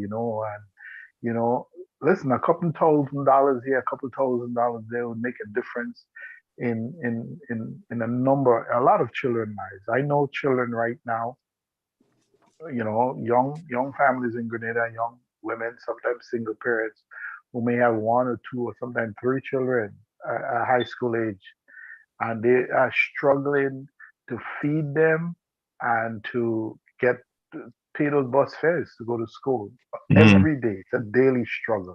So imagine if you're a business and you decide to contribute a $2,000 or $5,000 to a fund in that school that would help students find their way to come to school, or through a lunch program or something like that. All these things help, because it doesn't matter how smart you are, it doesn't matter how committed you are. If you're hungry in class, you ain't learning nothing. And here's another thing, as Delbert speaks about a young mother who may be having problems with a whole bunch of kids. One of the things that education does is that it drops the rates of teenage pregnancies. Yeah. Yes, it does. Yeah. Yes, The higher yes, up the education ladder a You young go. woman goes, less likely that she will become a young mother. Yeah. Before. Yeah. Yeah, because there's so all these possibilities begin to open up for her. She's not, she's not interested in She's looking at her future in the way she can differently, exactly. design and build that for herself. Yeah. You make mention of the school transportation. We don't have a public transportation system in Grenada right now. National transportation system by the government, financed by the government. Given the present construct of the transportation system in Grenada, do you think it would be something the government should be looking to finance a school system or subsidized transportation for students going to school, to make it more accessible for children to go to school? It definitely should, but we should bring back some school buses. At least bring back some school buses. I know that idea was discussed in 2018, and the NDC party then was literally afraid to touch it. It's like, you're gonna put the busmen out of business and they're not gonna be happy. And I'm saying, okay, what do you want? One busman vote, or the same single mother with 2 or 3 or 4 children who are already coming into voting age? Which one is more beneficial to you? So you cannot govern from that frightened place. You can't govern from that place where you are afraid to speak truth to the people that you intend to govern. And I think that was happening in and around that era. The whole question of transportation in Grenada has to be relooked. I'm not so sure, because I'm terrified on riding on these minibuses that we have. I'm literally scared to ride them, right? And I if I had my way, I would begin to phase them out. I wouldn't say not import them at all, but that they be used pretty much like they do in Trinidad, like maxi taxi, sort of private, semi-private kind of operation. But that for actual buses that are going to transport people from point A to point B, that we move to those 26 to 30 seaters. All the companies are making them. Nissan makes them, Toyota makes them, Mitsubishi makes them. So we have a bigger bus that's more comfortable, because right now, if you come in from St. George's or anywhere else and you have a bag, or you have something that you purchase, you have no space on these many buses. So we have to take a new look at that. But the government should not be afraid to invest in a school bus program. Right. But that other thing though, you look at the road design of our roads. We have best network of roads, yes. But the design of the road, the winding roads and stuff like that. You think that in certain the Gradient Strip, there's other places where the road could be, you could reconstruct the road and make it straight roads instead of going through all these winding spaces and stuff like that. You know, even going take a lot of money. Yeah, but you're investing not for today, investing for the next 20, 40, 50 years. You know, you do it in phases. Yeah, I think when we talk about money, like you mentioned there, a lot of people say we don't have the money, but you don't do it now. For now, you do it to ease the pressure of 20, 40 years from now. You could imagine if Green Ellen has still in operation 40 years later, what will happen? You know, if the agro industry is still in operation, what will happen? You know, so those things, the long-term projection, the long-term thinking behind any projection, what people should be looking at, beginning with the end in mind, not about me now benefiting from right now. Build it now, sow it now, so my children will come into a world that is better than we have met it. You know, and when people look at the revolution, they weren't talking about themselves now. They're thinking about when this 150 students come back from Cuba as doctors, they'll be working the hospital will be a more modernized place. And the whole futuristic thinking is what leaders should be looking at, not about them now, but setting in motion something that could catapult into the future.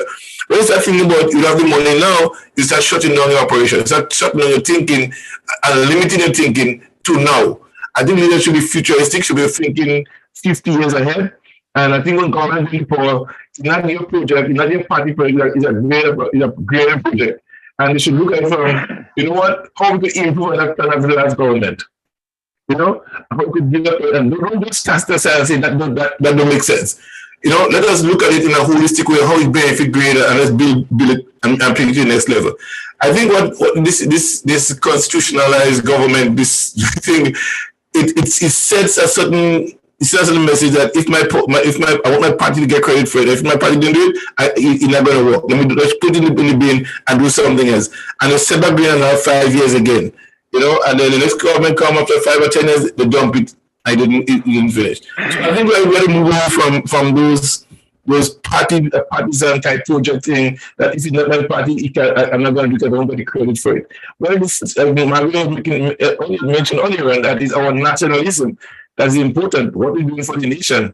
What is our party? Is it for a party or for a country? You know?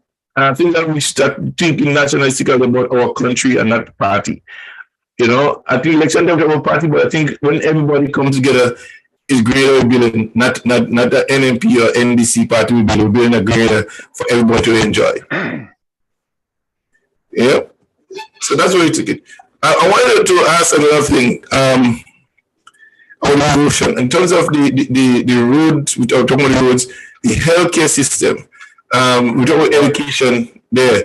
We have a healthcare system that's deplorable even at this stage.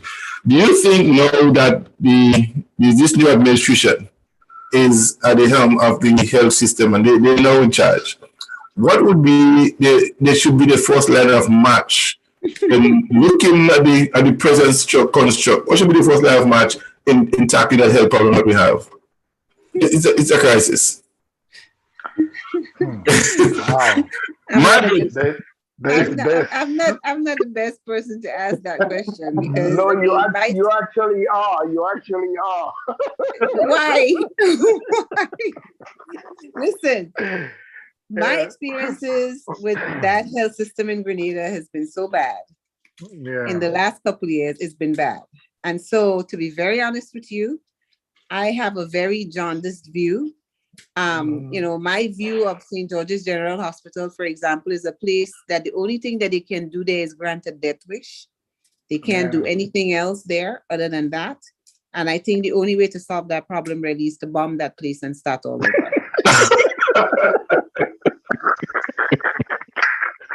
No, I mean, you guys laugh. Here's the reason why I'm saying this. I'm saying this in such a way to say this. If you do it that way, then it means that you erase everything. You clean it. And you start from scratch.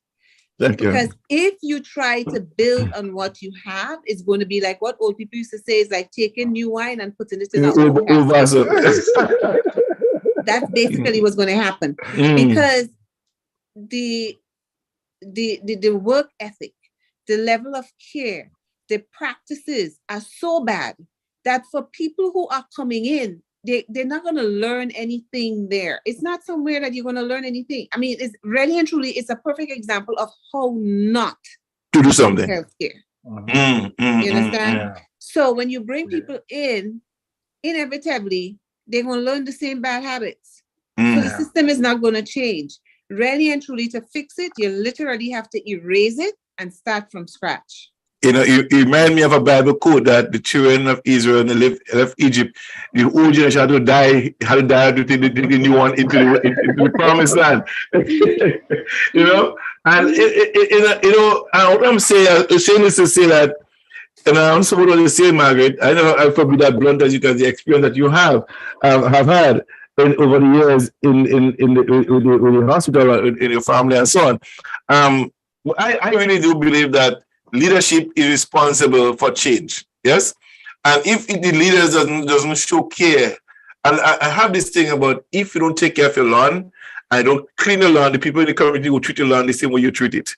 Yes, the person gonna see garbage on the lawn, and you're not being careful. That's why it becomes a dumping ground. So if the leaders are not careful of taking care of ensuring that the health system is in a good place, for people to become part of it, and the leadership, the people under you, not seeing that care from the ministry and the minister involved or responsible for it. They treat like Margaret, they treat it as they see it, you know? Yeah, and I think the other thing is too is that people didn't care about it because guess what?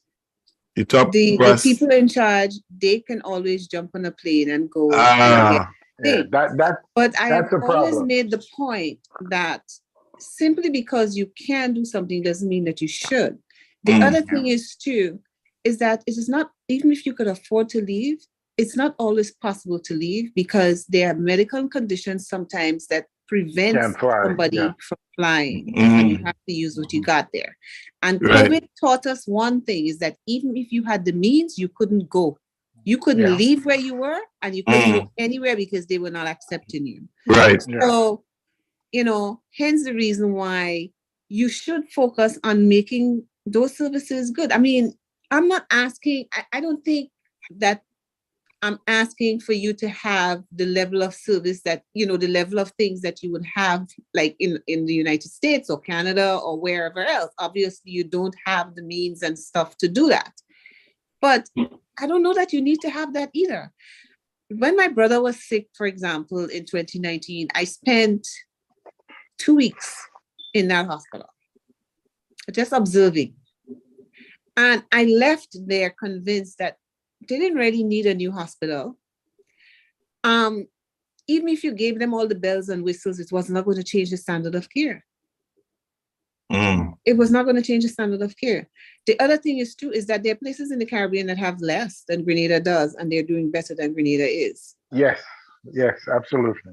And from my observations when I was there, I mean, they're basic things that I saw. I mean, just for example, just a simple thing as just infection control, basic infection control. My brother was in the male ward. If you enter that ward, there's like a little open space where they have like a table and some benches and stuff. It's kind of like, you know, a social space, I guess, you know, people come to visit. If the patient can walk out, they may walk out there and sit and whatever. There was a closet. There was like a closet in the corner with a little extended shelf. And on that thing, open space and air where you have patients and everybody else being around. There was gauze. There were like the kidney-shaped dishes that they have. There were like all sorts of stuff there and cotton and all that. Open, in fact, on one of the cotton, there was like a dead wasp or something of the sort in it. And I mean, I'm not just saying this because I took pictures of it. My brother is dead, but at that point, my uncle was there that day, and he and my brother were having a debate. My uncle is saying, nah, they're not gonna be using this. And my brother is saying, you watch. They're not throwing away that stuff to use. And sure enough, we're sitting there. Out comes a nurse, walks right over there, Yeah. Takes off a piece of the cotton and stuff, picks up one of the dishes and puts it in and proceeds to go right back. Now, I know she's going to take care of a patient. Yeah. You don't Wow. know what's on that that you're now going to treat a patient with. Wow. Wow. Right? So I'm saying to you, building a new hospital is not going to solve the problem. Giving them all the bells and whistles is not going to solve the problem. You got to change the people. Mindset. You just got to change the people. Yeah. Here we have Mr. Lincoln, Deputy is with us tonight. He came in. Good night, Lincoln. Yes, I see that you guys came in. Big shout out, salute you guys. Big shout out today. You're Margaret. I don't know that was such a good body. You know? Yeah, so, you know many times I went before the disciplinary committee.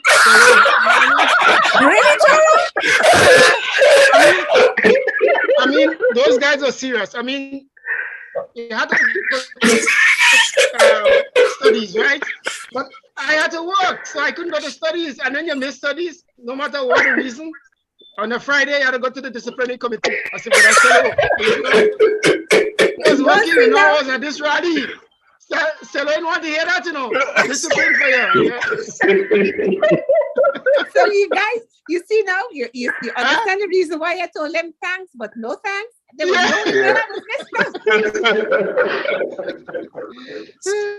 But one thing, I must say I disagree with him when he was making his closing remarks that he's going to write the Governor General. Is this true? I think he should just leave that alone. Honestly, if I get to speak to him one-on-one, we have begun the healing. A lot of people have kind of are dealing with the trauma of 1983. I think him doing that will just reopen a lot of wounds, because for him, that's sort of like a personal issue. But to the family who lost loved ones, I mean, where do they go for justice, right? Yeah. So I wouldn't go down that route if I was him, honestly. If I get to speak with him, Toro,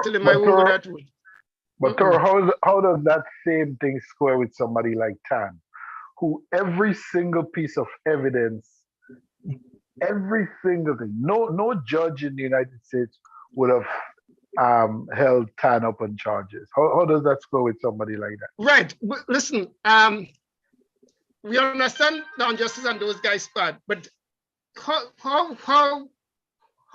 do the people who lost loved ones get any justice, get any closure? Somebody has to, and I know Selo said today he's not legally responsible, but I think those guys should, that somebody has to make the sacrifice and say, okay, for the sake of the nation, I understand their pain, but I think the people who have lost loved ones, the pain is much greater than their pain. Honestly, I won't go down that route. Yeah. Right. Yeah. It's a lot of things that you know that Sarah said today too. But you know, I always say that a lot of things happen really fast, go down here real fast, you know. And I think the pressure of that day, the pressure of persons having to do with a lot of things, young minds trying to cope with a situation that before them. And I mean, for me, again, it was a terrifying moment. And I know that they were not old people. They was a couple years older than me, like 3-4 years older than me, so in some cases, you know. Yeah. And they have to do with this humongous decision. And you have soldiers on the fort who was like 16, 17 years, 20 years old, 21 years old, have to be faced with a situation to make a decision when they can't communicate with upper ranks. You know, a lot of things that happen, you know. So you look back at retrospect and say, boy, how could I better handle this, you know? And but one will say, well, no, I prefer to be alive than dead, you know, because either they get me, I get them, kind of stuff. And I think it come down to that at one point. And that's why I asked him the question whether or not he was personally scared on that day. Well, I don't think he made that decision. He didn't make that call. He didn't make that call. Well, no, he didn't. But what was he feeling? Yeah, I think they were all scared. I think there was a scary moment. in that thing. There was real fear. Let me tell you something, eh? When that phone call came that tell them to surrender or face the debt, and you have people come that so many masses have been armed, and that was a section of people. There was not everybody. There was a group of people that was armed already and dangerous, ready to fight. Yes, this is a given. And then you have the men go on there and the vehicle and snap enter the food, they start getting fired at and shooting. So when that happened, everybody started panicking. What's going on? So I think the panic set in, you know, and men wasn't taking nothing else but protecting their own interests. I got to survive this. I think that's what it came down to in the end, you know. Because you know, the thing is, I've concluded two things about October 1983. That one, they who believe whatever they believe about October 19th, about the culpability of Code Cello, nobody's going to change the mind right now. No. Right? Whether they go to court, whether the highest court in the land, the International Court of Justice, hear them, nobody's going to change the mind. No, right? no. I think everybody's mind is made up. Most people don't even listen. Like even if you check the feedback from the forum today, most people don't even listen when these things are. They come in with a mind makeup. Exactly. Exactly. The way they were feeling in 1983, they come in the same way. Right? Yeah. Right. The second thing about this October 1983 is that the people who know the least about what happened have the most to say. Who was in the close revolution talk the most. Yes. The most facts, they talk the most. And the people who know the most about it are talking the least. Yes. I'm telling you, the people who know the least, including foreigners, including people who went into day, whether as journalists, they talk the most. They are the most facts. And the people who know the most talk the least. Again, and nobody's mind is being changed. Again, I believe Cello should just leave that alone. Maybe for personal vindication, he want to do it, but he won't change anybody's mind. You know something I've come to argue with nobody about that thing. No, I don't argue about it. You know something I come to realize, right? Over the years, and most recently I had a conversation with somebody up on Eglinton. And the general consensus still is that Boran give the command to kill those men. You understand? And that you can't change that to nobody. Boran is the man that really command to kill the men and them. And that is what people still believe today. Nobody could change that. People just believe that. Even though the evidence proved that he was not, they still believe that he's the one that gave. Even the minute is recorded and weak minutes showing that he was not a part of this year, they still would not believe that. You know, so people might have already made up and they believe that they go to the grave with it. You can't change that. You don't change that. I think what we should be focusing on, I said that before, is that the gains of the revolution. What have done, and I called them earlier on too, that you said that the revolution was a blueprint, was an experience that need to be developed on. You know, I think a government should use that blueprint to continue building greater and modernize it to the present construct. I don't know if you want to add to that. Right, and that comes in with, I was at a online webinar today about sports, right? And we have Margaret and you guys were discussing health as I came in, right? I mean, the challenges are so humongous, eh? And to me, there are certain challenges we face, and the politician in our country has had to decide on one or two things that they won't make partisan, and one of them has to be health, right? You always say a party in opposition say, well, vote us in, we'll come and fix health care. You can't fix health care. No country can fix healthcare. You can improve it over time, incrementally. But there's no healthcare system in the world that is fixed, right? So, I mean, I know, again, if you want to win office, you make healthcare under the plan of, right? And they talk about fixing, but we can't fix. So we got to be honest with the Grenadian people and say, listen, if we come here, we'll improve the system, we'll do so and so. But giving people the idea that you're going to fix. You can't fix no healthcare system because every year, technology improving, you need money to maintain the system, and you don't know where you're going. But going back to the forum we had today, and somebody was saying that, talking about sports, it was on sports, about the sports policy. And one guy made the wise suggestion about in the school curriculum, they need to to change it so that you have a sports focus where kids will know from early that this is a subject you need to know. These are the things you need to know if you want to get a scholarship to go to North America. Because a lot of the kids come out and then the laws in the system, they know where to go. And I'm just thinking, wow, that's huge. How do we do that? Because our education system, we have discussed it all. But where do you start? How do you do it? How do you get a curriculum to include, for example, our entire history with Gary the Revolution and teach the thing we are talking about here? Instead of just talking about it piecemeal, let's say we have 100 people listening here. We need to get kids from pre-primary, secondary, studying it so the next generation won't be beaten around the bush like we are going and wondering what the revolution have. Every child in Grenada should be able to tell you who are our leaders. Almost every student going through the US system could rattle out every president. They could tell you these kind of things. We're supposed to be able to tell you, well, the revolution had a CPE program, what CPE means.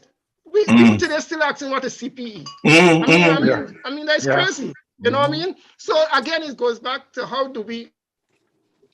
where do we begin overall to do the work that we need to do to incorporate these things in the education system. The committee is the same. It's so huge. I don't know where we start, but we know what's to be done, but how do we do it and where do we begin? I want like the point that you made about, the people who know the least are talking the most. And with somebody sent me an article this week. There was a question on Facebook that I answered, and then somebody sent me a link to a book that was written by somebody who probably visited Grenada for 72 hours for the most, and wrote this book on Grenada during the revolution.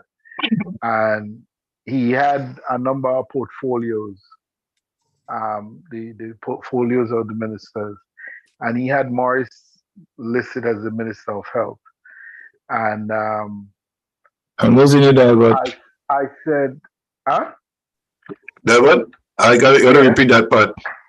No, in that book they had. I think my band may drop here. No, I'm hearing him. Yeah. Okay. I was saying that in that book they had a glossary where they had the cabinet, and they listed Morris as the Minister of Health, and the person who had read the book sent the excerpt for me. So they were not from Grenada, and they were convinced. And I said, I really have to search my memory, but I don't remember at any point in time during the process Morris being Minister of Health. No, that's correct. Because as far as he read it in a book, and that's what it is, and that's what it is, No, I don't remember that either, and I'm saying that as the person who covered health, as the information officer that covered the Ministry of Health. Oh. Morris was Minister of Information. But he was not Minister of Health. Yeah. Remember, in the first cabinet, Health and Housing was together under Norris Bain. Under Norris Bain, yes. And then in the cabinet reshuffle, Chris Riggs became Minister of Health. No. You know who was held first? One of them Radix people. Radix? Who, Dix? One of the Radix people was Minister of Health for a little while. I think in the beginning. Yeah. Are you sure? Either Radix or Gittins. Somebody. I'm telling you. No. Gittins. Was Gittins Minister of Health? No, I don't think Gittins was Minister. He was secretary. He was secretary. He wasn't minister. Who's that? Gittins. Okay, all right. Secretary of Health. Yeah. Okay. That one I'll get you in the way. But Margaret is like this week where somebody posted that on the 26th the Americans were RG compound touring the place, and I know about that one. I could speak for Sarah about that thing. There's no way nobody told that compound on the 26th of October. Exactly. Yeah. I mean, there's a lot of false information going on, right? In fact, I was listening to a U.S. general who was in Grenada. And he himself conceded that he said he left Grenada whenever. And he said within a few months, by the time he got back to the States, because he went to Beirut from Grenada, he said so much things was published and he know a lot of it was false. In fact, he said there was a Navy SEAL who wrote a book, and the guy talked about his heroics and all that kind of stuff. And that Army general said that guy didn't do shit in Grenada. He said the guy didn't do anything. This Navy SEAL who wrote this book.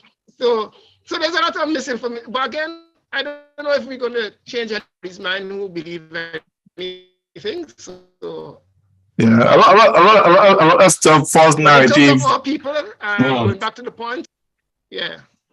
There's a lot of false narratives out there. I mean, even people, I remember when I just came kind of been to a party, people talking about Bernard and people talking about these people. And I was listening and saying, like, where did you get this story from? You know what I mean? It's like, for real? Are you kidding me? And I'm somebody, like, imagine, I remember in 1981, traveling with Bernard to Washington to IMF meeting.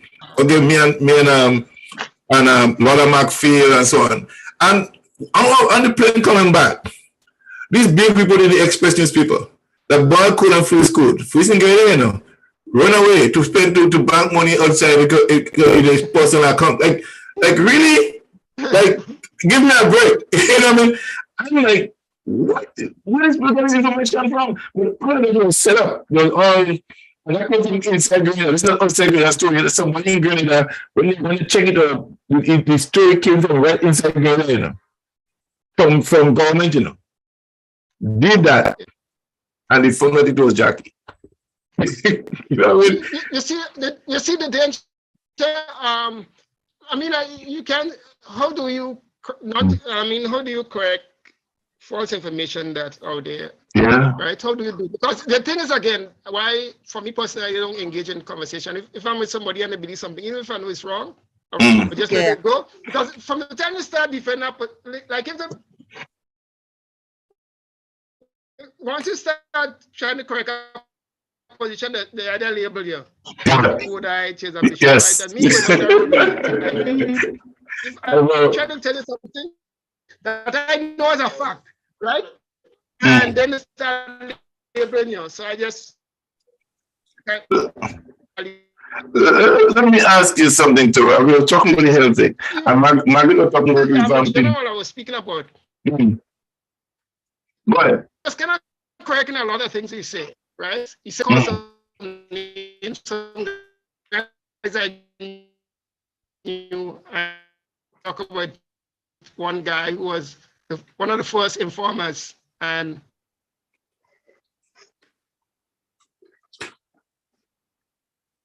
Are you hearing too? And I hear him.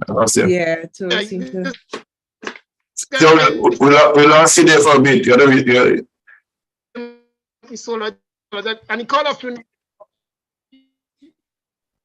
Yeah, and the guy spoke about this guy, right? In his presentation, he was making a presentation, and he keep calling HA the leader of the coup. The leader of the coup in Grenada, right?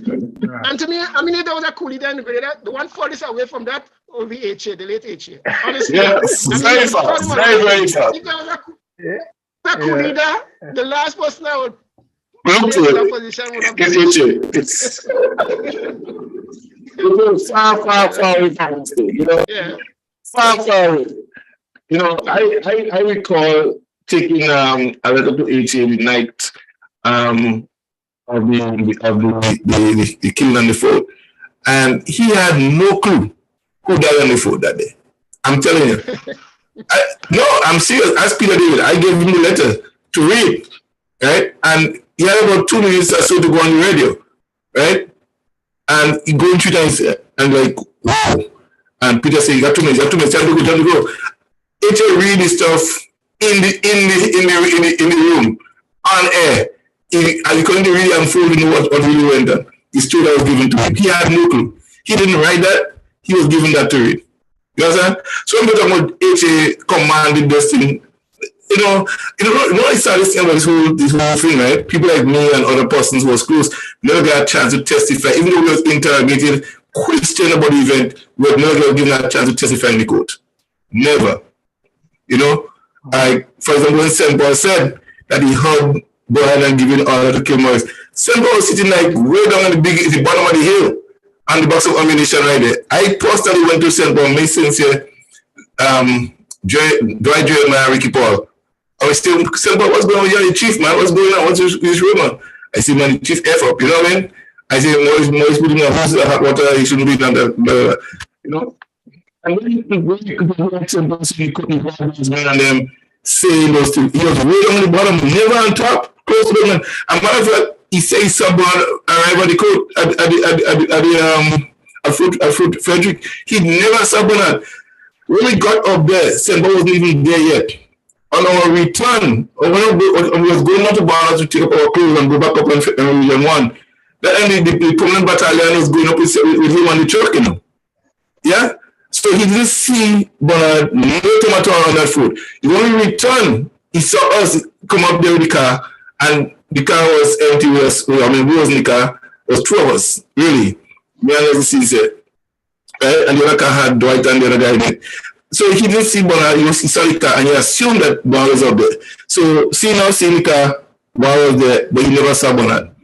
So when he came to place, Bernard said that, and that testimony, you know, seriously.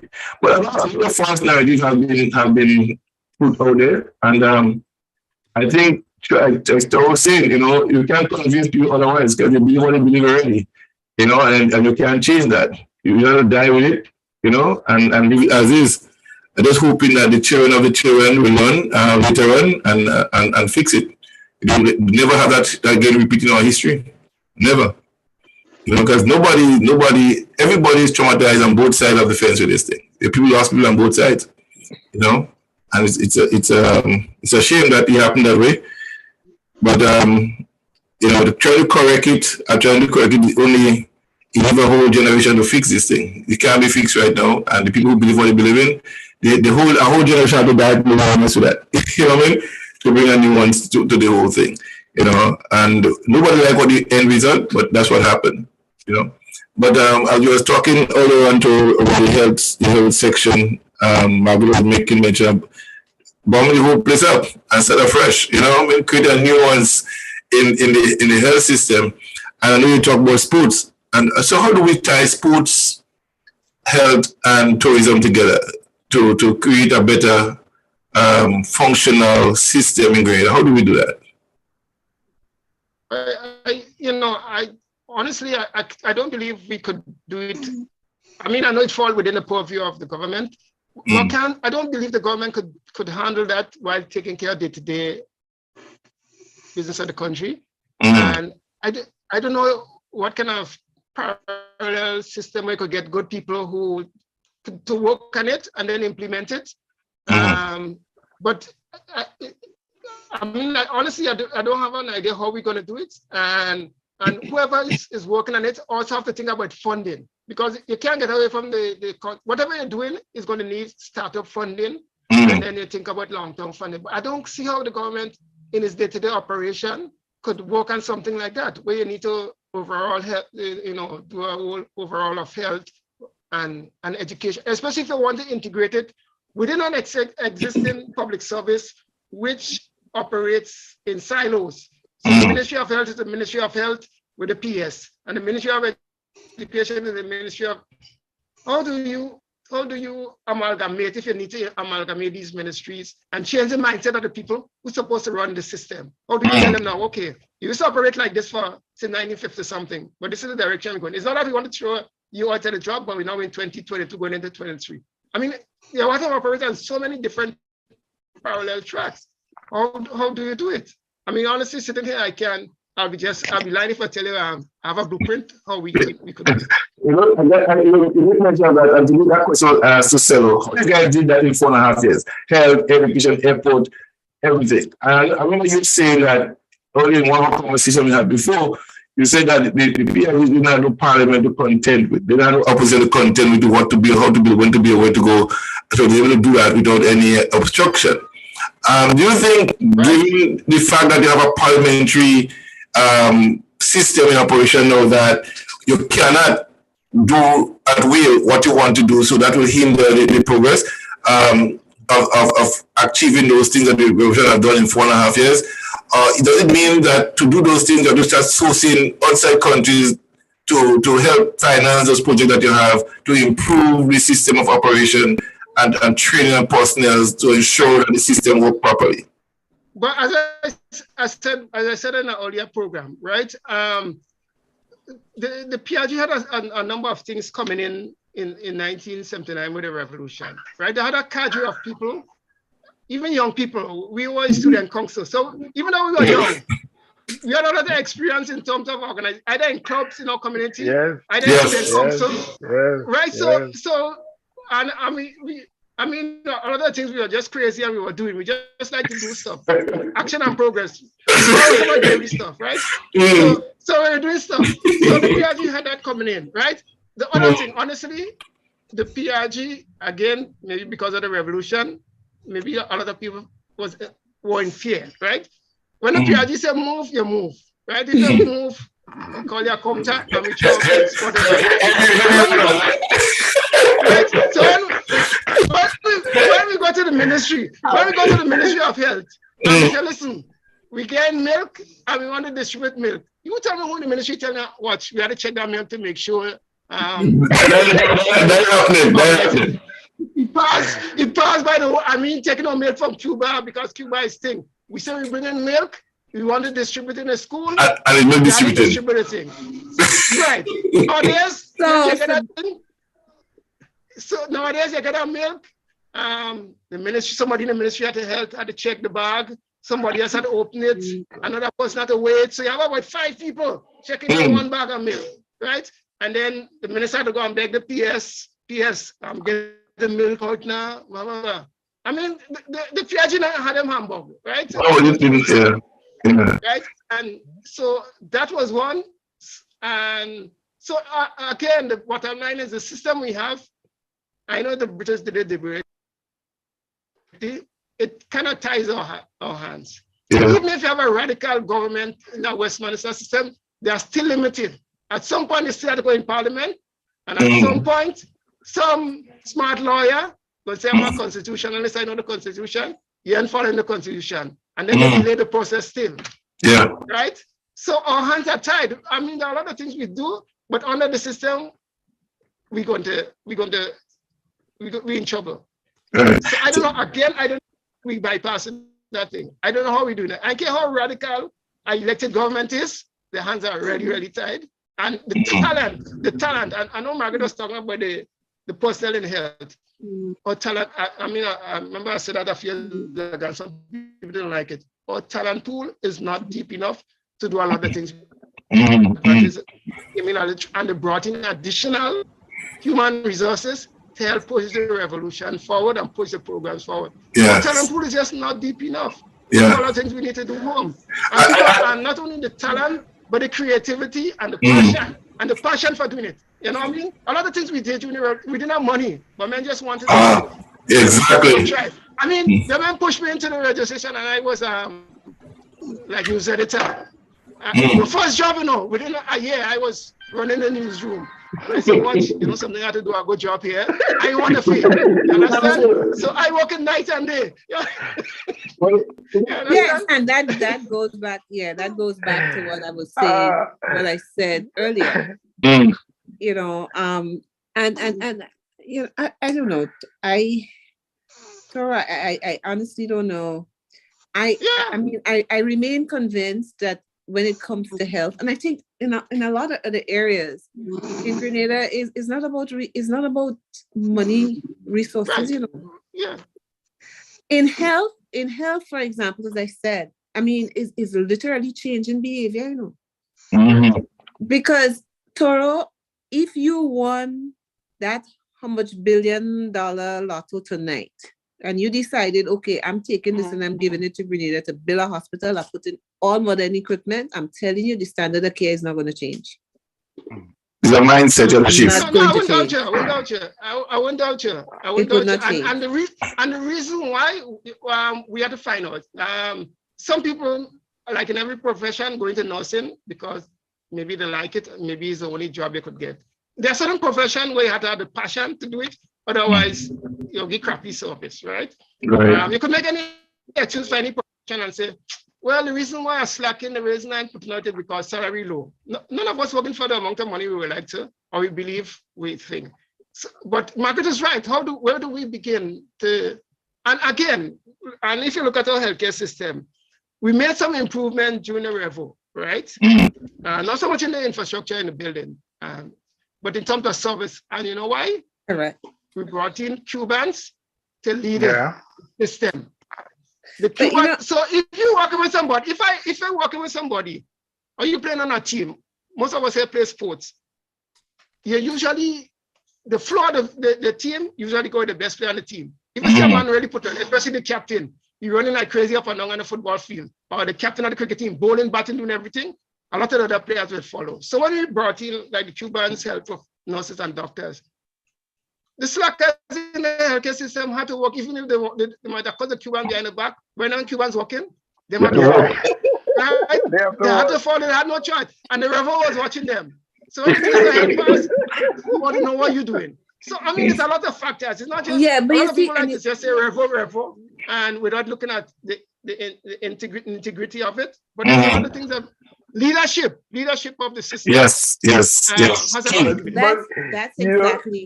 exactly the point, Toro. Leadership, lack of accountability. Because let me tell you about my most recent encounter with the healthcare. My aunt developed gangrene in her foot from poor circulation, right? So they had to amputate just below the knee. The discharge instructions specifically stated that it was supposed to be dressed every other day. Right. Also gave instructions it was simple instructions as to how it was supposed to be dressed. The district nurse was supposed to go and do it, so they didn't have to sing it in. The nurse probably went the first day, then she didn't go again, then she didn't show up. She went on vacation and she didn't leave anybody to take over the case. My poor cousin had to now try to dress it herself because the craziness that I had seen with them handling stuff down there, I had gone ahead, we had gotten a whole set of sterilized dressings and stuff up here and stuff sent down. So you didn't have to cut nothing. You just literally open in a package, you take it out, you put it on. Right. And a bandage. Yeah. Right. Short story is, and then when she finally came back, and she was supposed to show up one day, her shoe heel needed fixing. She didn't have a shoe to wear, so she couldn't come. So what ended up happening was, short story is, an infection set in. When the doctor came to see my aunt, the doctor literally wrote up that the nurse was negligent in everything that she did and whatnot and everything else. They had to take my aunt back to the hospital. And then, of course, there's an attitude that if you're a certain age, you don't deserve to be treated with dignity. Right. You're useless. Yeah. That nurse has not been disciplined or anything at all. You know that couldn't happen in Canada, nor could it happen here. Yeah. Because that's negligence of the highest order. Absolutely. Right? My sister-in-law died earlier this year too. She had cancer. It was not the cancer that killed her. She died from sepsis. Wow. And again, Toro, I mean, you guys know what sepsis is, right? So, and again, it was because of negligence at the hospital. They don't have certain things. They ask patient families to bring it in. You bring it in, it doesn't get used. For example, she developed bed sores while in there. They asked for a mattress. So my niece thought that you could just go, and they told them an air mattress. So my niece calls me and she's telling me what they said. I said, no. That's not what they want. It's a medical device that you need to get. We couldn't get the because you want the one with the alternating pressure so that So I said to her, look, you can use an egg crate. And I knew there was one down there because a friend of mine had asked me to get her an egg crate topper to put, which they use for the same thing. We got my niece went and she picked it up the Sunday. That was the 1st of May. You know when that egg crate made its way to the patient's bed? On the 5th of May. You know why it made it to the bed on the 5th of May? Because some of us here agitated and a friend of us reached out, contacted the permanent secretary in the Ministry of Health, who in turn raised a stink in the hospital. And that is how that mattress made it onto the bed. Yeah, that's 4 or 5 days after the fact. Yeah, that's sad. Wow. And nobody is held accountable for that. That's so sad. my feeling is they're not going to sit up and take notice until somebody goes postal on them. Yeah, that's sad. Yeah, and that kind of change goes again, as I said earlier, goes beyond politics. I think it's beyond leaders in our politics, country, and that's why I tell you, you can't spend money and put a new building. It's not about a building. And that's what I'm saying. Leaders in our country, in politics, in business, in NGO, in the religious community, there are certain issues that we need to get together and speak as one on those issues. Like, for example, when it comes to health, telling the healthcare workers, listen, you guys need to shape up, and this is what we need to. We'll try our best to give you the equipment, to give you whatever. But the unions too, the union leaders, everybody needs to speak on one voice and say this. Education sector, same thing. Yes, we'll get you more resources in school, but students, you have to have the discipline, respect for teachers, and teachers. I mean, there are certain things, other things you could fight on it, or do whatever you want. But I think there are certain things, and we in the diaspora too have a role to play. Speaking out one voice on certain things. Some might think that this so-called this new democratic society created lapse in a lot of ways because there's no real checks and balances. You know, it's a democratic society. We're free to do what we want. You know, the freedom of expression, the freedom of this. We have that now, so we can do what we want. And I don't think that is something that has to be the way it is. You know, there's a system have to put in place, and you have to follow the system. If the management of the system have to be on top of everything, and if you're not doing it, it's like I think Moise made a statement. We don't believe in elected people for life. We believe in service for life. And if you're not serving in the very small communities that you have in the hospital, for example, if you're not doing and giving a full service, then we don't need the service. You don't need it. I think that's the message that has to be sent because you can't just be there for the paycheck. You have to be more like Toro said it and Margaret said it. I said earlier. Junior Ocean, money was not a thing. No. It's giving service to the nation. It's nation building. How best you could serve the communities that we belong to, you know? And you see, Junior Ocean nurses was on par with they want to do. They want people going away and becoming doctors and getting training and the NISTEP program for teachers. Everything was developing person to develop the nation. You only have in developing me for me. It's like, what is it for me now? Not for nation anymore. I think that we have to start fixing that as we go end up going down the road 5, 10, 15 years from now. We don't know in our situation. We not have one tire puncture, we all 4 tires puncture. So we have to find out how to fix that. Margaret was saying something. No. I think it was just develop. My health system. Listen, I was kind of laughing at Toro's recollection of his ascension to the newsroom director, and to realize how, because I remember when I got my job after NYO, after youth camp 1981. And now I'm really trying to figure out, well, what am I going to do with my life? And I remember that Saturday, I'm in the junction in Chantimal, which we call Lale, and we did trying to figure out to cook a food, basically. So who have whatever they have in their pocket have to put up. I know I can go home and get some flour and whatnot. That's not a problem. So we finally decide what we're going to do, and we end up deciding we're going to thief a rabbit from one of our buddies. One of our good buddies today, his brother used to raise a lot of rabbits, so we decided we're gonna go and thief a rabbit. That's how we're gonna cook a food. And just about the time I see Bogo pull up. That time he had that blue Daihatsu. All right. And I saw it, so I knew it was him or somebody close to him. And then somebody called me and said, Diva, the comrade wants you over here. I walked over. And he said, what are you doing? I said, well, we're going to cook a food, now and thing. I want to hang out with the guys and thing. He said, well, I want you to go in Sotes with me. We want to go by Tan. And I said, I really, really can't leave now, He said, anyway, Monday morning, meet me in the Ministry of Education. You're the new administrative officer for youth and sport. I think all of us have similar stories there because that's how I ended up in DIS too. I mean, I was sitting down home. I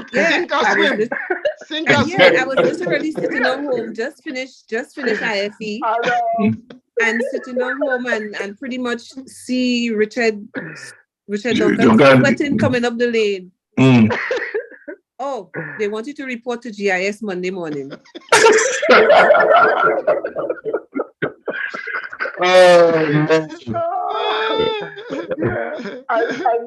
always remember the funny thing about that story. What's his name used to be at Free West Indian at the time? He used to write on the sports desk. Players? Huh? Players? Yes. Read it? 2 days. Like the Wednesday I'm in the ministry, he comes demanding an interview. Oh man. I have no idea. I don't even have a desk and a chair yet. And the man said, when he heard about this new appointment, so he needs to interview me. You're not a job description yet. No. This was, My children be friend though, but I remember when I was approached about going to PS because all through youth camp I was, and before youth camp 1980, 81 they had this 1980 youth camp. Remember the work study camp? I was in Bukeja State.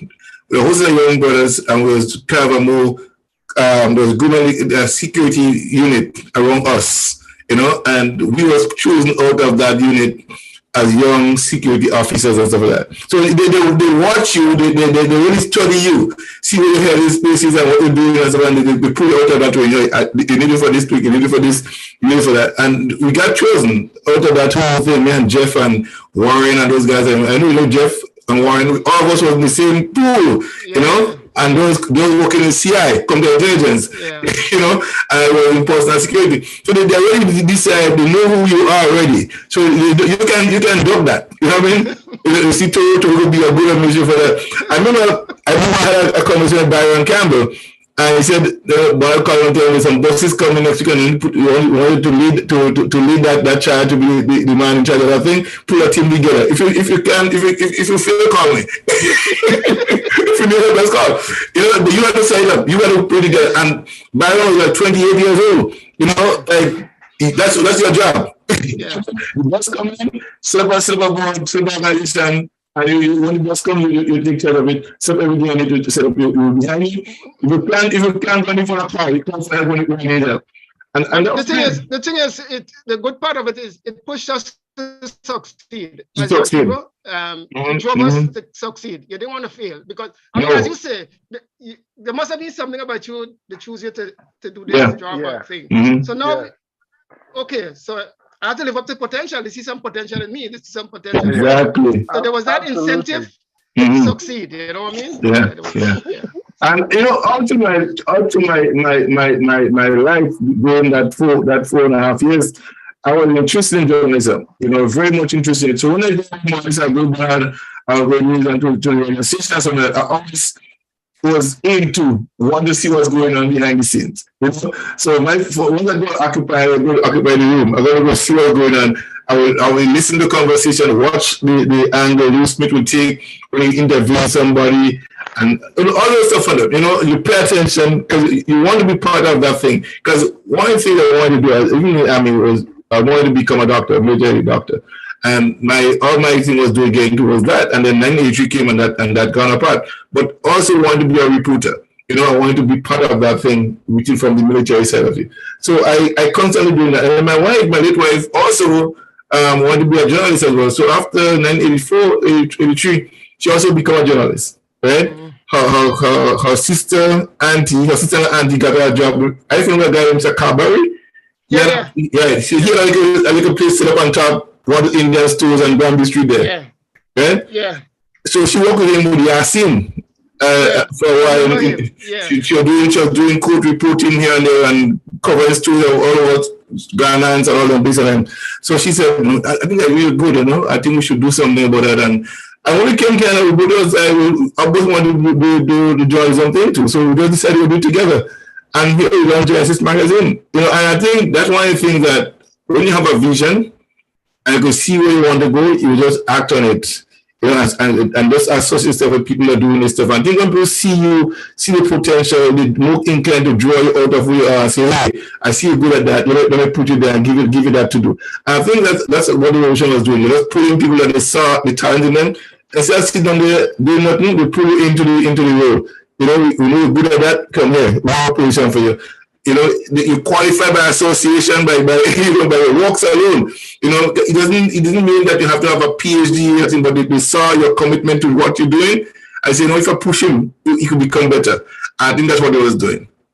Putting people in position and people had to deliver to the commitment. They live up to it. They perform in those roles. I don't think there was some. I think the only to be honest. I know George spoke of that today. I think George is one of the most dysfunctional minister in government.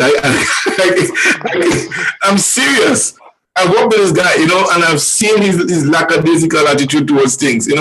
When he was looking for a number of things, and he just wanted to be that person of prominence. And I make no apologies for that. I said that I work with him. I see a number of stackings. Things that he did wasn't ministerial. Drinking and junking and don't want to give up a bottle, womanizing, all those little stuff. But he was not functioning as efficient as he should. So a lot of stuff that came out of that thing today, what Sarah spoke about with George was true. He really was not a game player. He was just trying to get the best of any role he could sit in. He wanted to be in that upper class part of government, and even though he was a minister, he still wanted to be fitted at a higher level. One is present to be felt. And that's what you do anything to get that position. Yeah. So here we are. The time is now what? 11:29. What is it? 11:29 or 11:29? I don't know. I'm not working on glasses, I've been doing that. I lost my glasses. I don't know where it is. I've been trying to work with my glasses without my glasses for the whole day today. So that's not good. Yeah, trying to work with my glasses. Good luck with that. Yeah. I have 3 pairs, so I make sure one is always available. Because if I can't find it, there's nothing. I can't do anything. I want to recognize you have Karen Charles. Hi, Karen. Hello, Karen Charles. I think probably sleeping in us there. Yeah, but overall, I seen what we're seeing here, what we're discussing here tonight, taking a look at the revolution, the failures and the successes. I think, the revolution have done a really good job for 4.5 years. Able to achieve what they have done, like Toro said, its commitment, its passion, it's the will of the people that was involved in it to make sure that it's done and it's done right. And seeking help. It's like they park with the hazard light on. They didn't just park and not asking for help. They went through the whole world with a hand basket. Give us $1 million. Give us $2 million. We need that. We need this. We need to get a report done. We need to get the road done. And they was bold. They were begging boldly. They wasn't shy of begging. They begged for grants everywhere, from Trinidad right up to Libya. Just begging. And Toro said something. I heard somebody making comment in Grenada about so much foreigners coming to Grenada and have offices. Do you know a lot of the projects in Grenada was spearheaded by foreign people? A lot of people very much involved, instrumental in the development of Grenada. The marketing board, Dr. Denzel Weeks, came in and said that. The NIS came in from a guy from Guyana. Coming in right now. And John, not to cut you, but I think also this concept of, and it's a kind of narrow-mindedness which kind of bugs me sometimes. The concept of internationalist workers, right? We have to promote that thing. We will want to Grenada. So, for instance, Grenadians, for example, with Grenlec, when there's hurricanes in Venezuela or whatever, they go in Dominica and stuff and the work. This is international. We learned that during the Revo, internationalist solidarity. Absolutely. Yes, so people coming in, and not just people just coming in to take over the country. It's a one world kind of thing. We need help today, or we could help somebody tomorrow. So again, when we're talking to people, we mustn't just talk to them, let them sell the concept of being an internationalist worker, right? Yes. It's not something that could die. Every country needs help. We will need help. Yes. You know, these people that came to Grenada could have gone any place else. Exactly. But I decided that I want to build Grenada, and I'm going there to do it. We are all Black brothers, whatever came, right? So we have to educate our current generation about certain things when we hear the talking of these things. Yeah. Know. So our experience, for example, the way we throw ourselves in the work, even though we were inexperienced, let the young people know, even if you don't have O levels and A levels and you don't pass every subject, you could still contribute to the nation. You could still be somewhere and contribute as a worker. You understand? So all that is part of the revolution legacy, right? That we need to be selling to our people. You know, it's not false information. It's the truth. It's life experience. It's true. It's life experience. It, you know.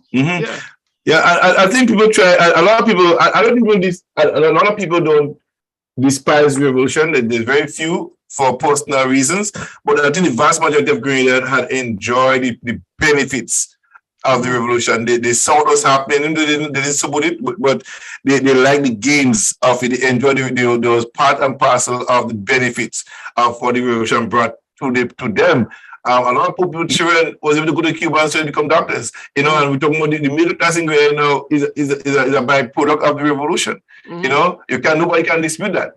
You know, you have 150 doctors in the first 6 months. You know, went over to study, and then a second batch went. People went to Germany. Looking today, Dr. Nuss, still in Germany. He was one of the first students to go away and study. You know, and he's now a professor. And so you look at all those people who have made significant contribution, who have gotten scholarships. You know, poor people, children was able to go out there and become, and then to come to Grenada and become part of the middle class. And I think we should going to promote those kind of environment. I think to stop talking about it, and you know, there's people who look to talk about the demise on a more regular basis, how much time they spend in prison by the revolution, and try to find everything bad to talk about the revolution, but never to speak of the good things that was done in Grenada. And I remember a couple years ago, a young man saw me on the street in Toronto, and he was almost bowing down to me. And I went to church on Sunday, and the pastor was saying, I don't know what around this guy, Brother Callis. You know, he seems to have some effect on some people. And he saw him, a guy in the street, almost bowing down to him. So he asked me, what was that about? You know, this guy, he and his mother and sister could not have read and write, you know. And I used to go and teach them in the CP class. So when he came to Canada, he was able to read and write anyhow. He reached a good level in his education, reading and writing skills and stuff like that. And he came here and he got computer tech, you know. And he was telling his wife about this guy who taught him to read and write. So when he saw me for the very first time, you know, he was so delighted to see me, and his wife wanted to be this person who taught him to read and write. So he was like, man, this is the guy.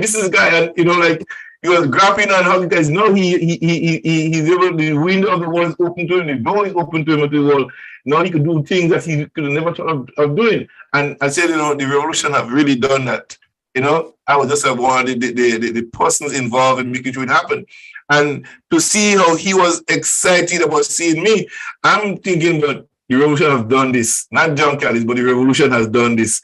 Create a human being, a reform a human being. And he able to learn to read and write, so much so that he traveled. And because of that, he was able to find a profession, to study something and become something that was recognizable, you know, and feel good about himself. I think that was the feel-good moment of you, of anybody learning to read and write. It's like a new world has been opened to you. I think we have to stop underplaying that thing and speak of the good things that happened to the ocean, the transformation of lives as it is. I know the transformation agenda in Grenada it seems to be a new world, but this is not new to us. We were doing the transformation a long time ago. You know what I mean? Mm-hmm. Yeah, transformation for us is not new. It's something that was in our DNA growing up, transforming society and creating new norms for people. You know, so I think we have done a good job. And there will always be those who, like Taro said, they would never see it. You know, they would always talk negative about it. But we have to push the positive when it happens. If they want to have the negative, they're going to do it on their time. You know what I mean? But we who benefited and teach and was taught and taught other people, we should promote what the progressive part of what we did. You know, Because we're looking from a different lens. Who have their lens, they don't use their lens to talk about what they experience, But we have to continue promoting what we did and do it well, and the benefits that they have brought to the people. So I hope the next session will be not in the Ghana for the movement. We'll focus a lot on what we talk about tonight. In probably the next 2 or 3 weeks, they'll put together another forum of different people to speak of the positive side of the gains and achievements of the Greater Revolution. The banking system, the 3 banks that was bought for $1, the Cuban Wireless, the 44 state enterprises altogether that was created in 4.5 years, and what else was done to improve the lives of Grenada, the NIS, for example. The real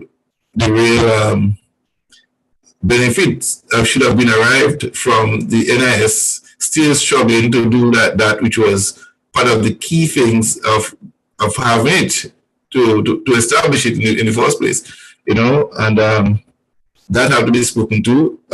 We spoke about that a couple of months ago, almost a year now. We spoke about that, about the benefits and that could be derived from the NIS, and by large to benefit every Ghanaian, with housing and training, from the profits and so on, and the money that was raised from NIS. But we see the opposite happening now. We almost lost it. You know what I mean? Almost bankrupt. When you have prime ministers saying, I am paying back, I think $30 million I am paying back. You know what I mean? They have no money to pay back. I mean, that's people's money. That's not their money. That's state money. That belongs to the people. So those kind of attitude have to change. We can't just use the NIS as a piggy bank to do what they want when they want and don't have a means of paying it back. It's like you take a loan from somebody and say, I ain't paying back, I get what I want already. You know what I mean? That's not how we want to run business in Grenada. So I think a new look have to be taken at the marketing board and the NIS. These 2 state enterprises have to be revamped and do the best interest of the people of Grenada, Carriacou, and Petite Martinique. Yeah. Yep. So, folks, coming up on the 10th of December is GemFM Red and White Affair, taking place at 925 Western Road. It's only $40 for adults and $20 for children. For those of you who can't reach us or get close to us, an Eventbrite, the ticket is there for sale. They have the additional costs to cover the service. So the ticket is online. It's $43 for the ticket. So that's a way to offset that, but that's what it is there. So if you're in Toronto, please come out and support GemFM. That's our food annual Red and White Affair. We have awards given out, and we have awardees. Wendell D. Riggs Literary Award, Susan Joseph New Author Award, Pastor Richard Brown nominated as Pastor of the Year, Doris Maureen as the most listened and shared person for GemFM, listening the most, being all programs shared the most. The Lydia Callis Award, which is the award for my wife, late wife award for service to the community, and so on. Amanda Combs have been nominated. There is no other nominations thus far. Now we shall be closing on the 1st of November for that. So we're looking forward to a really good time this year, in person. The last couple of years we did online. So we're hoping that we'll do it. And people, I hope Margaret will come up and Deborah will come up to that, to be part of that with us. I know Toro is in town, so I'm looking for some to see Toro come up to that as well. All right. It will be a nice event. It will be hosted by Aita Sadu of a different book list. She'll be the host. Kenny C will be singing. Anabu and the Mitchell family will be performing there as well. Tex will be singing. Genesis and our friend will be singing. They'll be dance. Go down and there's another 12 person be performing as well. So we have a full package for the night, and then the awards will be topping off, and we have a good dinner. We have some good food. So come on down to you, Toronto, come on out. Wayne Alexander, come on, buy a ticket up, come up and have fun with us, Take a vacation. And come to Toronto, and Margaret could drive up, like 8 hours drive, you know, come up and have fun with us, you know. 8 hours, boy, my max driving time anyways, but 2 hours. Yeah, Max yeah. driving. I'm in the 3 to 4 to anything over that I have to fly. I can't handle those 8 hours anymore. Yeah. Well, I don't have a good 2 hours drive right now, you know. That's right. You know, I went to Niagara Falls 2 weeks ago. I drive down fine, but I was kind of starting to feel sleepy, but just in time to get down there. And then on my way back, as we passed Trafalgar, the steep start coming in on me, you know. And I tell my wife, you know, it's coming. So we kept talking more and having no conversation, not spotted conversation, no conversation to keep me alive to get into Toronto. And then I got home and I was fine. But even when I walk, I do not take no driving to go anywhere more than 20 minutes. I don't do it anymore.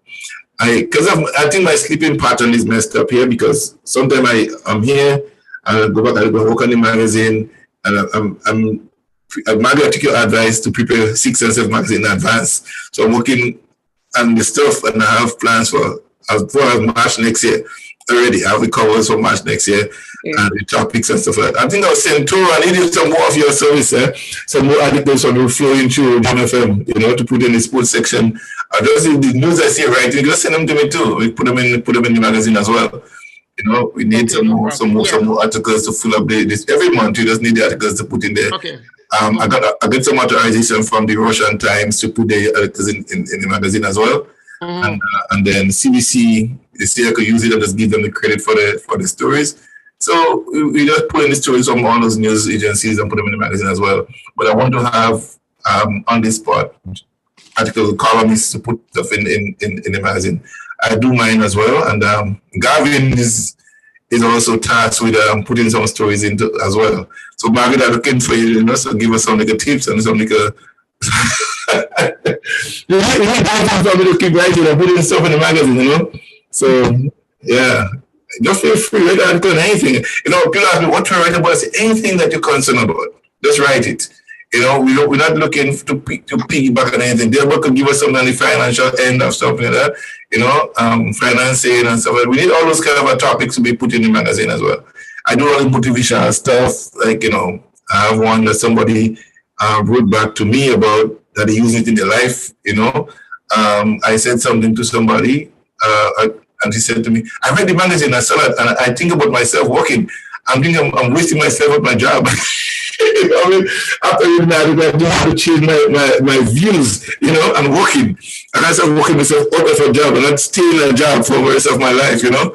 And so she said, you know, she discovered after reading that, but this guy is right, you know. Why am I giving up a whole set of time and I'm building something for myself? You know, I said, but not everybody, you know, could do that. You have to have a certain mindset and know what you want, not now, but from a long time ago, and work on it. You know, so dream building is one thing that try to create in the minds of people. That you don't just born to work and just die. You know what I mean? You can do a lot of different things in your life. Instead of just going to work, come back home, go to work, come back home, go back. You know, there's more to life than just 8.5 hours working, and 10 hours working, and 50 hours a week working, and just burn out, and then what is it? You know, so there's more to life. You know, we could enjoy life and do great things with our lives and make things happen. Yeah. So again, I'm appealing to you guys to help me promote and don't forget to help me share the Jam FM too. Because radio share around 24 hours. Just share the link. You don't have to personally listen, but share it. Say, you know, my friend, I want to listen to the radio station because it's not stuff going on during the day. You know, on here. Just not just and Margaret, I start Christmas already for your information. I think I start my Christmas this morning. I mean, I love Christmas. I love Christmas music. It's not anything, but I went like, Yeah. I woke up this morning and I came on the radio and said, you know what? I'm going to start my Christmas this morning. And I didn't know how I wanted it. So I just started my Christmas music. So I just started Christmas right there, you know. And a friend of mine made me a jingle a couple years ago about Jam FM. Let me if I can find it. And I thought it was, you know, he said, John, I want to do this for you. I said, what? He said, I was saying to you. So he did this jingle for me, and I thought, wow, that was cool. So he made me this jingle, and I've been using it ever since. Where is it? Come on. I think this program is not working properly. Oops, the whole thing closed down. I don't know what's wrong with this computer. The whole thing just go blank. Yeah, just go blank and be there. The whole system shut down on the musical side. Okay, it's gone. So yeah, but the whole idea is that Christmas is Christmas, and I love Christmas too. You know, I love that over Halloween every day. Christmas every day than Halloween. You know, I think Halloween is so scary for me. I don't want horror movies. I have no time for horror movies. My wife and my daughter, they love it. They still watch that together. I say, watching that. I said, no, I'm gonna do something else. I'm not watching that. You know, you're gonna watch it. I don't have no bad dreams. You know what I mean? No. I want to be sleeping dreaming good things. You know what I mean? That's somebody cutting my ears off or cutting my neck off with an axe. I see someone. No, that's not my thing. That's not my thing. Yeah. All right, guys. So thank you again, Margaret. Thank you, Delbert and Karen. I hope I get it right, Charles. Thank you. No, you didn't put your face in here, and we thank you. Join us again next time. Lincoln Deputy. As always, you know, I appreciate all of you guys being here with us. Next week, Friday night and Saturday night, we'll be back here again. Jam FM, doing all things. And text will be on Monday from Monday to Friday with the praise and worship every morning from 8 until 10 o'clock. Pastor Daphne will be on Monday, Wednesday, and Friday with Community Dateline with Minister Moore. The Monday, every second, third, and fourth Monday is the men from Trinidad. And Sunday evening is another church from Trinidad. We'll be on with the service right here on Jam FM. And we have a lot of people asking for a spot. So I leave that to Genesis to handle them. I'm not getting tired of it. This is Genesis. That's Genesis portfolio. She's graduated next year from broadcasting school in Humber College. So she already have ideas of how she wants this thing to run. So I'll be taking John Kelly's doing my thing, and she'll be running the whole operation, radio and TV thing, and I'm out of it. So she's the one that fully will be the one like Margaret now choosing the role. You set up operations now. You know, you focus on it, and the same thing with Roshan. Put me in the role. You go ahead and do it. You know what I mean? Exactly. That's what I'm doing. That's what I'm doing, Genesis. I told her already. You know, you go work with CBC as somebody for 1 year, 2 years, get the ins and outs of how they function, and then you come right back and do your thing. That's yours. You know what I mean? Yeah. I don't set up to go work for somebody else for life. You know, I want to work build our own network. You know, media house for herself. You know, looking to get there. Yeah, I can't let her do the same that I did for 40 years. You know what I mean? We gotta change that. We gotta change that for our children. We gotta tell them to go to school, get a good education, and go to work. Go to work for 5 years, and then the other 25 years, you work for yourself. You know? Yeah. This 45 years, the 40-40 plan, I call it. Yeah. Working 40 years, 40 hours a week, and then you look back, you still have to beg for a pension from some company. You know, and oh my God, this is crazy. You know, and sometimes, you know, something I look at probably address that. A lot of people retire in Canada, and I say this to those persons who just joining if you just come in Canada, I started working at age 44, 5 years ago, 10 years, 20 years ago at age 44. Don't think of a big retirement to get if you don't have a really, really good package, set up someone to make $40,000 a year after retirement, because those of us who started at age 40 in Canada, your retirement money ain't going to be over $1,000. Forget that.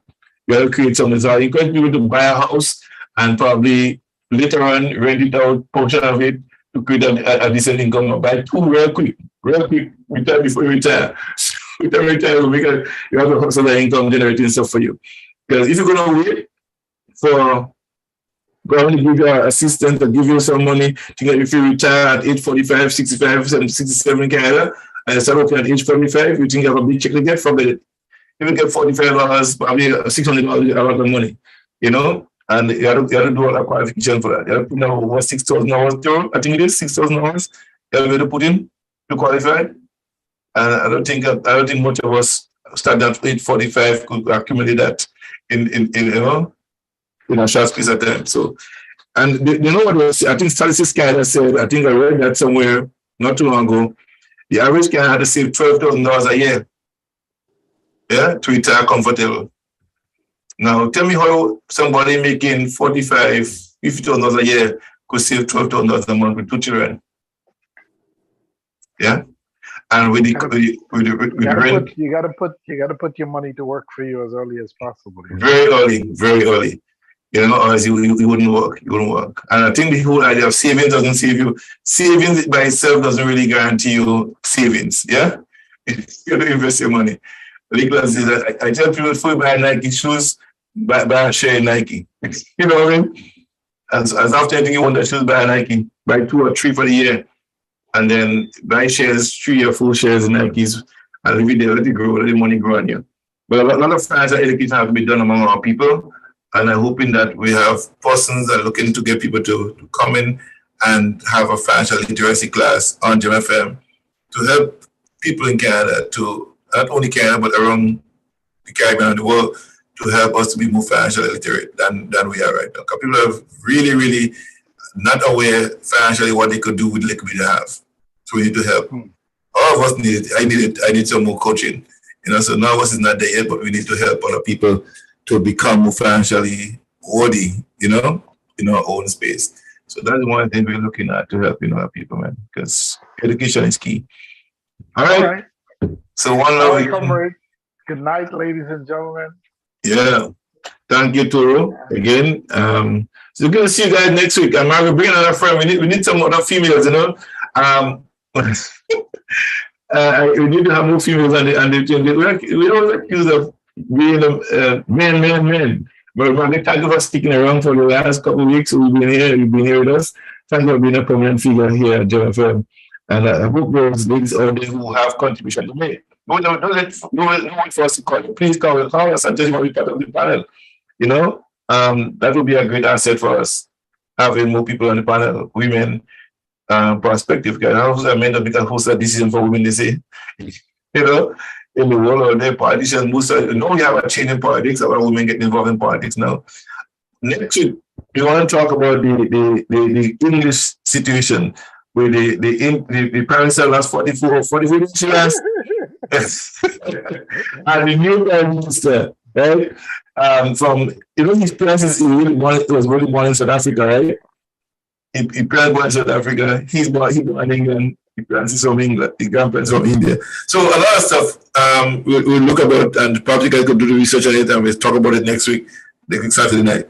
All right? Is that okay? All right. Yeah. All right, Toro. So we'll be in touch. Great. All right. Have a good evening. One love. Okay. Peace. Bye-bye. I have no music to end. My system closed down. Have a good night, folks. All right. Okay, folks. Good night to you again. Blessing to all of those listening to Gem FM on the radio, on those of you on Facebook and on YouTube listening. Have a blessed night, everybody. God bless you and make you a blessing. One love. I'm out of here. Sorry, no music to end tonight.